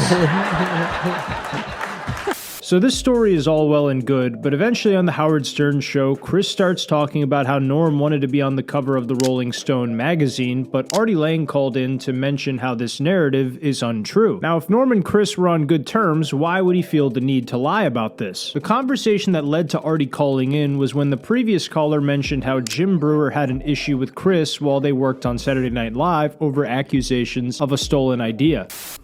Chris, thank you. Is it not true that Jim Breuer, your former cast member, had a problem with you as well? I think at one point he thought I stole an idea from him. Oh, really? Yeah. So, man, there's so much infighting. You got to admit. But they're really, that's it though. Really? That's not much for like 6 years. With a lot of the cast members, and I think with Chris, do you remember that Rolling Stone cover came out and they only put certain members of SNL on the cover? Yeah, that was a big deal. Didn't that cause a lot of strife inside? Yeah. I mean, Norm wanted to be There's a big stink because he wanted to be on the cover by himself. Yeah. Really? No, I don't know if he wanted. No, he wanted to be in that picture. I don't know. He showed up later, and then he wanted to be. He wanted to stand in the middle of us. And you said no. Well, it was just like weird. Yeah, like, right. Why are you like, who are you? Right here is like my variety show. Yeah, hey, Artie. Oh, shit. Yeah, no, I like Chris. I think he's funny. But what he said before about that Rolling Stone cover is wrong. All right, go. Artie's going to defend Norm, I guess. Norm represents. You know, you might be wrong. All right, go ahead. No, it's just that Chris made it sound like Norm showed up begging to get on the cover of Rolling Stone. Oh no, he wasn't begging. He was just like assuming he was on the cover with us. And well, he was though. I know he was. But he wanted to stand in the middle as well. No. They were begging Norm to do it, and he thought it seemed weird. He didn't want to do it. Right. He thought it seemed weird to stand in the middle of all you guys. Oh, that's true. They definitely wanted Norm to be on the cover because at the time, I mean, he was the funniest guy on the show. Howard, you've said that a million times. I think Norm is hysterical. He is. I already said that. Yeah, and so does Chris. As much as I love Chris Kattan and Night at the Roxbury, it seems like Artie did catch him stretching the truth here. So this was the inception of the little feud between Norm and Chris Kattan, but then the next time we heard about their feud was when Jim Breuer told the infamous story about the Twilight Zone sketch. He tells the story in this clip of him doing stand-up, but I prefer him telling the story on the Howard Stern show. Pamela Anderson is on it. Every time a hot chick would come on, Kattan would go over the top to like, oh my God, he'd write a sketch, we're going to make out. And Norm is the guy who's got to go, imagine if you will. And Norm doesn't read sketches, and he's a pro. Right. So he would rehearse it and go, hey, imagine if you will, and second time, and Kattan would go, oh my God, you don't even sound like him. Why would you do that? Now we go to air, and Norm still hasn't said nothing. Every time Kattan would say something to him, I'd look at Norm like, hey, man, you're my hero. What's up? Because if you're not going to say something, I will. Right. And sure enough, he'd give me like a wink. I swear to you, he'd give me a wink. I'm like, I don't know what's going on. Live air comes on, and I'm like, 20 seconds to the Twilight Zone sketch. He starts up again. Where Mike, the whole audience is listening, like, oh, God, Kattan. Norm, you better sound like... Oh, God, Pamela, you're so hot. Norm, Pamela, I can't wait if you ever get rid of... 10 seconds! Norm turns to Kattan. Right before his head, he goes, hey, Pamela, did Chris tell you he's gay yet? And he's got all this rage because he likes being gay. Everyone, why don't you just say you're gay and you wouldn't have all this anger and be a pester? 5 seconds! And you wouldn't have all this rage and try to interrupt everyone's sketch because you suck this week. And we're on! Imagine if you will. I'm like, there's my hero. There's my hero. See, he knew to save it for the live air. Saved it. Now this made it seem like there may have been some type of strife between Norm and Chris, and maybe there was at the time. However, it seems like eventually they both let it go and moved on with their lives, because in 2011 they both were set on a project called Hollywood and Wine, and this video circulated of the two guys just jawing and flapping their gums, and everything seems cool between these two fellas. You be the girl. Jodie Foster? Yeah, just say something. Who recently came out, right? Yeah, but don't put that. I'm not plugging that. Okay, so just say it like you're. I'm I'm Hannibal the cannibal. I'm Jodie Foster. I can't do Jodie. No, just say any line. Okay, Hannibal, you're terrible. What have you done to these innocent people? Clarice, I don't know what you dream about, but I ate a guy. That wasn't good at all. I've never done it. Here's the problem. I've never done an impression of him. Do one. Here's Jessica Biel from Flashdance. Okay. So okay, Jessica. Yeah. Man, aren't you getting ready for your dance? Yeah, I gotta go. I got a big thing tonight. It's like Jennifer. That much. My Jessica Biel and his Anthony Hopkins. It was pretty close. They were pretty close. So everything seems lighthearted and fun in this clip, which makes me think that there was never any type of feud between the two to begin with. It really supports that the feud between Chris and Norm was all for show, and that they probably thought highly of each other the whole time. Then later on in 2015, we got to see Norm do an interview with Huffington Post, where he was asked about Chris Kattan, and he makes a few jokes about Chris that seem to be completely absent of malevolence. Well, Chris is a great guy, but he used to bring around women all the time to the show, Big, tall women, Big bruisers, And he'd say, look, I'm heterosexual. I mean, he wouldn't say that out loud, But that's what the picture, that would be the caption on the picture in the New Yorker. Boy, those are funny. So it was something related to his sexuality. Maybe. But listen, if I call a person gay, that ain't no insult. It's a good thing nowadays. Yeah, if you say it's an insult, you're the homophobe, not me. Correct. Supreme Court says so. That's absolutely.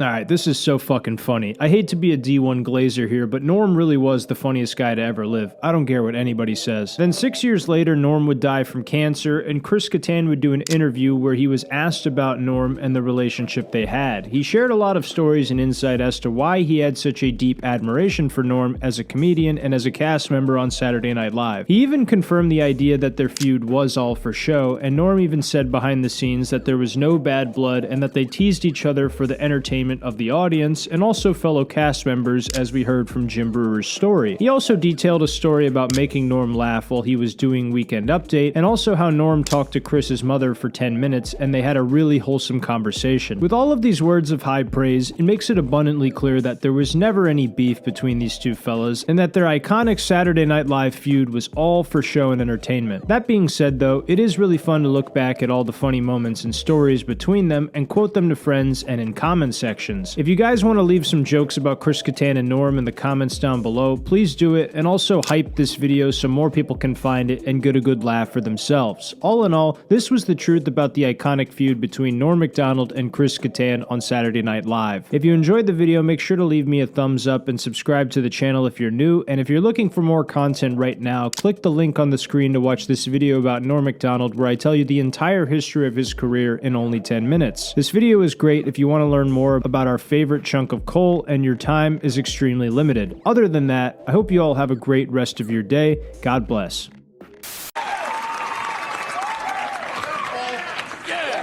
That's so crazy. It's very strange.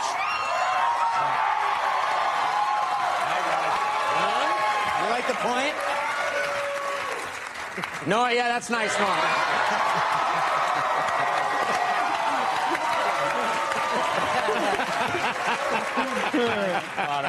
The Norm and Friends tour. Yeah, this is interesting. This is the most comedians I've ever had on at one time. Yeah. Not sure how this is going to work, but we're going to get through it. We're going to get through it, see? Yeah, sure. Now, first of all, Adam, I got to talk to you. You've been working with all these guys. You've been working with Norm probably... You've been working for him with him for a long time. Yeah, right? we all have been. We all know each other as long, forever. Me and Spade and Schneider used to live all right across the street from each other since we're like 20 years old or something. Right. There you go. And Swartzen we don't know that well, but we got. But Normie. No, I think what he's bringing up was when me and Norm, when we did Billy Madison, I said I would tell him. Yeah. Oh, yeah. So that's like the first time you guys worked together in a movie, right? Yeah. Movie. I mean, it was the first. That was our first movie. Hey, we're right here, guys. We're right here. Yeah. So Norm and I did the movie, and Norm is. We didn't know each other's acting style. Right. So. Me and Norm are best friends in the movie, and we're out at the pool. We're doing a pool scene. I'm Billy Madison, of course, so old Billy's going to talk to you and Frank. I played Frank. You're going to turn and clarify everything with him? I get nervous with Normie behind me. I'm doing a scene with Norm at the pool, and I tell him, I say my line. I think I did it very well. And then I'm like, let me see how Norm, ping-pongs this line back.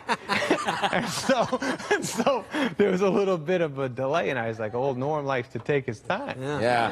And then maybe it's an acting technique, Maybe he's going deep for this. Yeah, right. And then I'm waiting a little longer, and I'm like, wow, he's really milking this one. And then a few more seconds, I noticed old Norm was sleeping.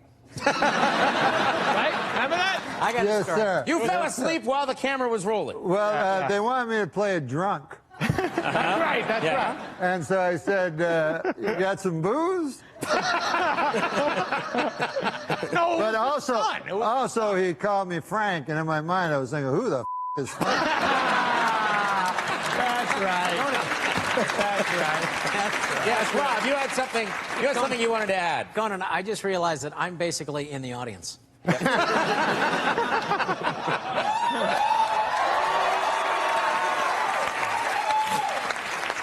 Now, David, let me ask you something. I understand that on this Here Comes the Funny tour, there's a group chat that you guys have engaged in. How's that going? Well, obviously we all just make fun of each other, and Rob got a good one in on Adam, because Adam's not off limits. He really pretends to be one of the guys.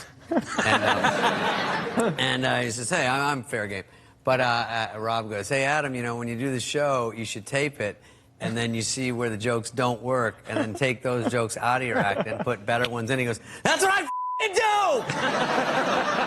By the way, I just want to say about the private jet, sometimes Adam's nice enough to actually let us go up front where he sits. Which is that's nice. Thank you for that. Hey. So now, Norm, it's an amazing lineup. How excited have the crowds been? Have they been excited? They've been incredible. You know, every city we go to, this is what I see my duty. Why do you talk like an old Civil War general?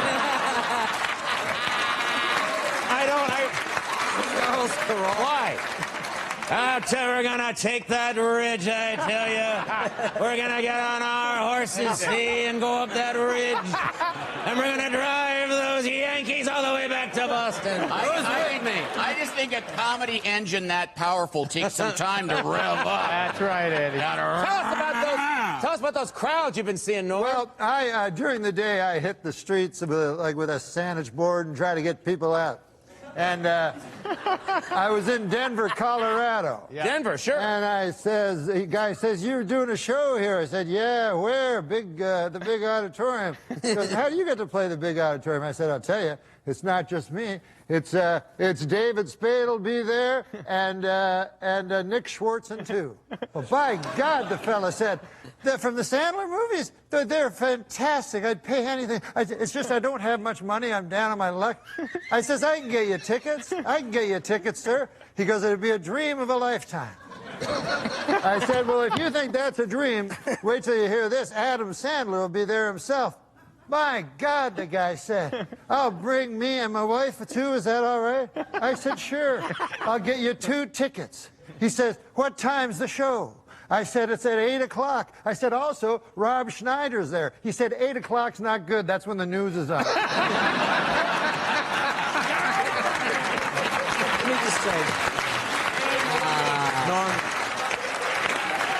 let me just say, I think it was a bathroom break in the middle of that joke. Yeah. Also, no, it's my job on tour. Let me just say this: is to introduce all these wonderful comics, he's a great and to make sure to find wherever Norm has run off to. Yeah. Now, Norm, you have a theory, apparently, that it's very famous for difficult people to bomb on It's stage. very famous for difficult people to bomb. What are you, on acid? Sorry, I'm channeling your old Bob Dole character. You've said it's very difficult for famous people to bomb. That's what I meant to say. You're actually more articulate when you're not reading off a blue card. I lost the will to live a long But you know what I just realized? You should be sitting in the background of every show on television, just spouting shit the whole time. David Spade and I have had a hell of a time. Well, he's been a good man to me, I'll tell you that. When we get home at night, we all get to this hotel, and then when we walk up, me and Norm are on the same floor, and then separate from Adam, and then we go up, and then Norm goes, hey, want to cruise in for a while? But I'm sort of the biggest puss in the tour. I always go to bed early. I go, nah, I'm going to crash and probably take a bath and just crash. He goes, you can take one here and we get some food. I'm like, no thanks, Cosby. I'm just going to sit. And he goes, nah, come on in. He goes, we'll order food. We'll have some fun. We'll talk, play games. I go, I wish a chick would ever do this in my life.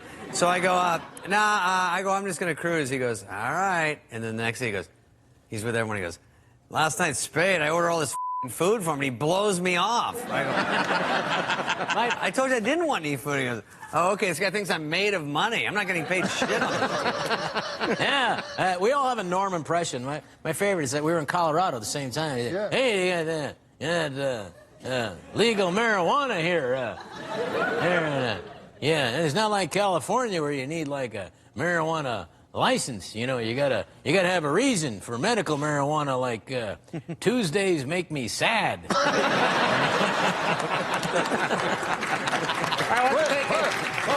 What was that? Is it legal on a talk show host? I mean, on a talk show, I'm being like. Oh, wait, oh. I know. Maybe you need a blue card there, old man. Is it legal for a fellow guest to rate my act for an anecdote?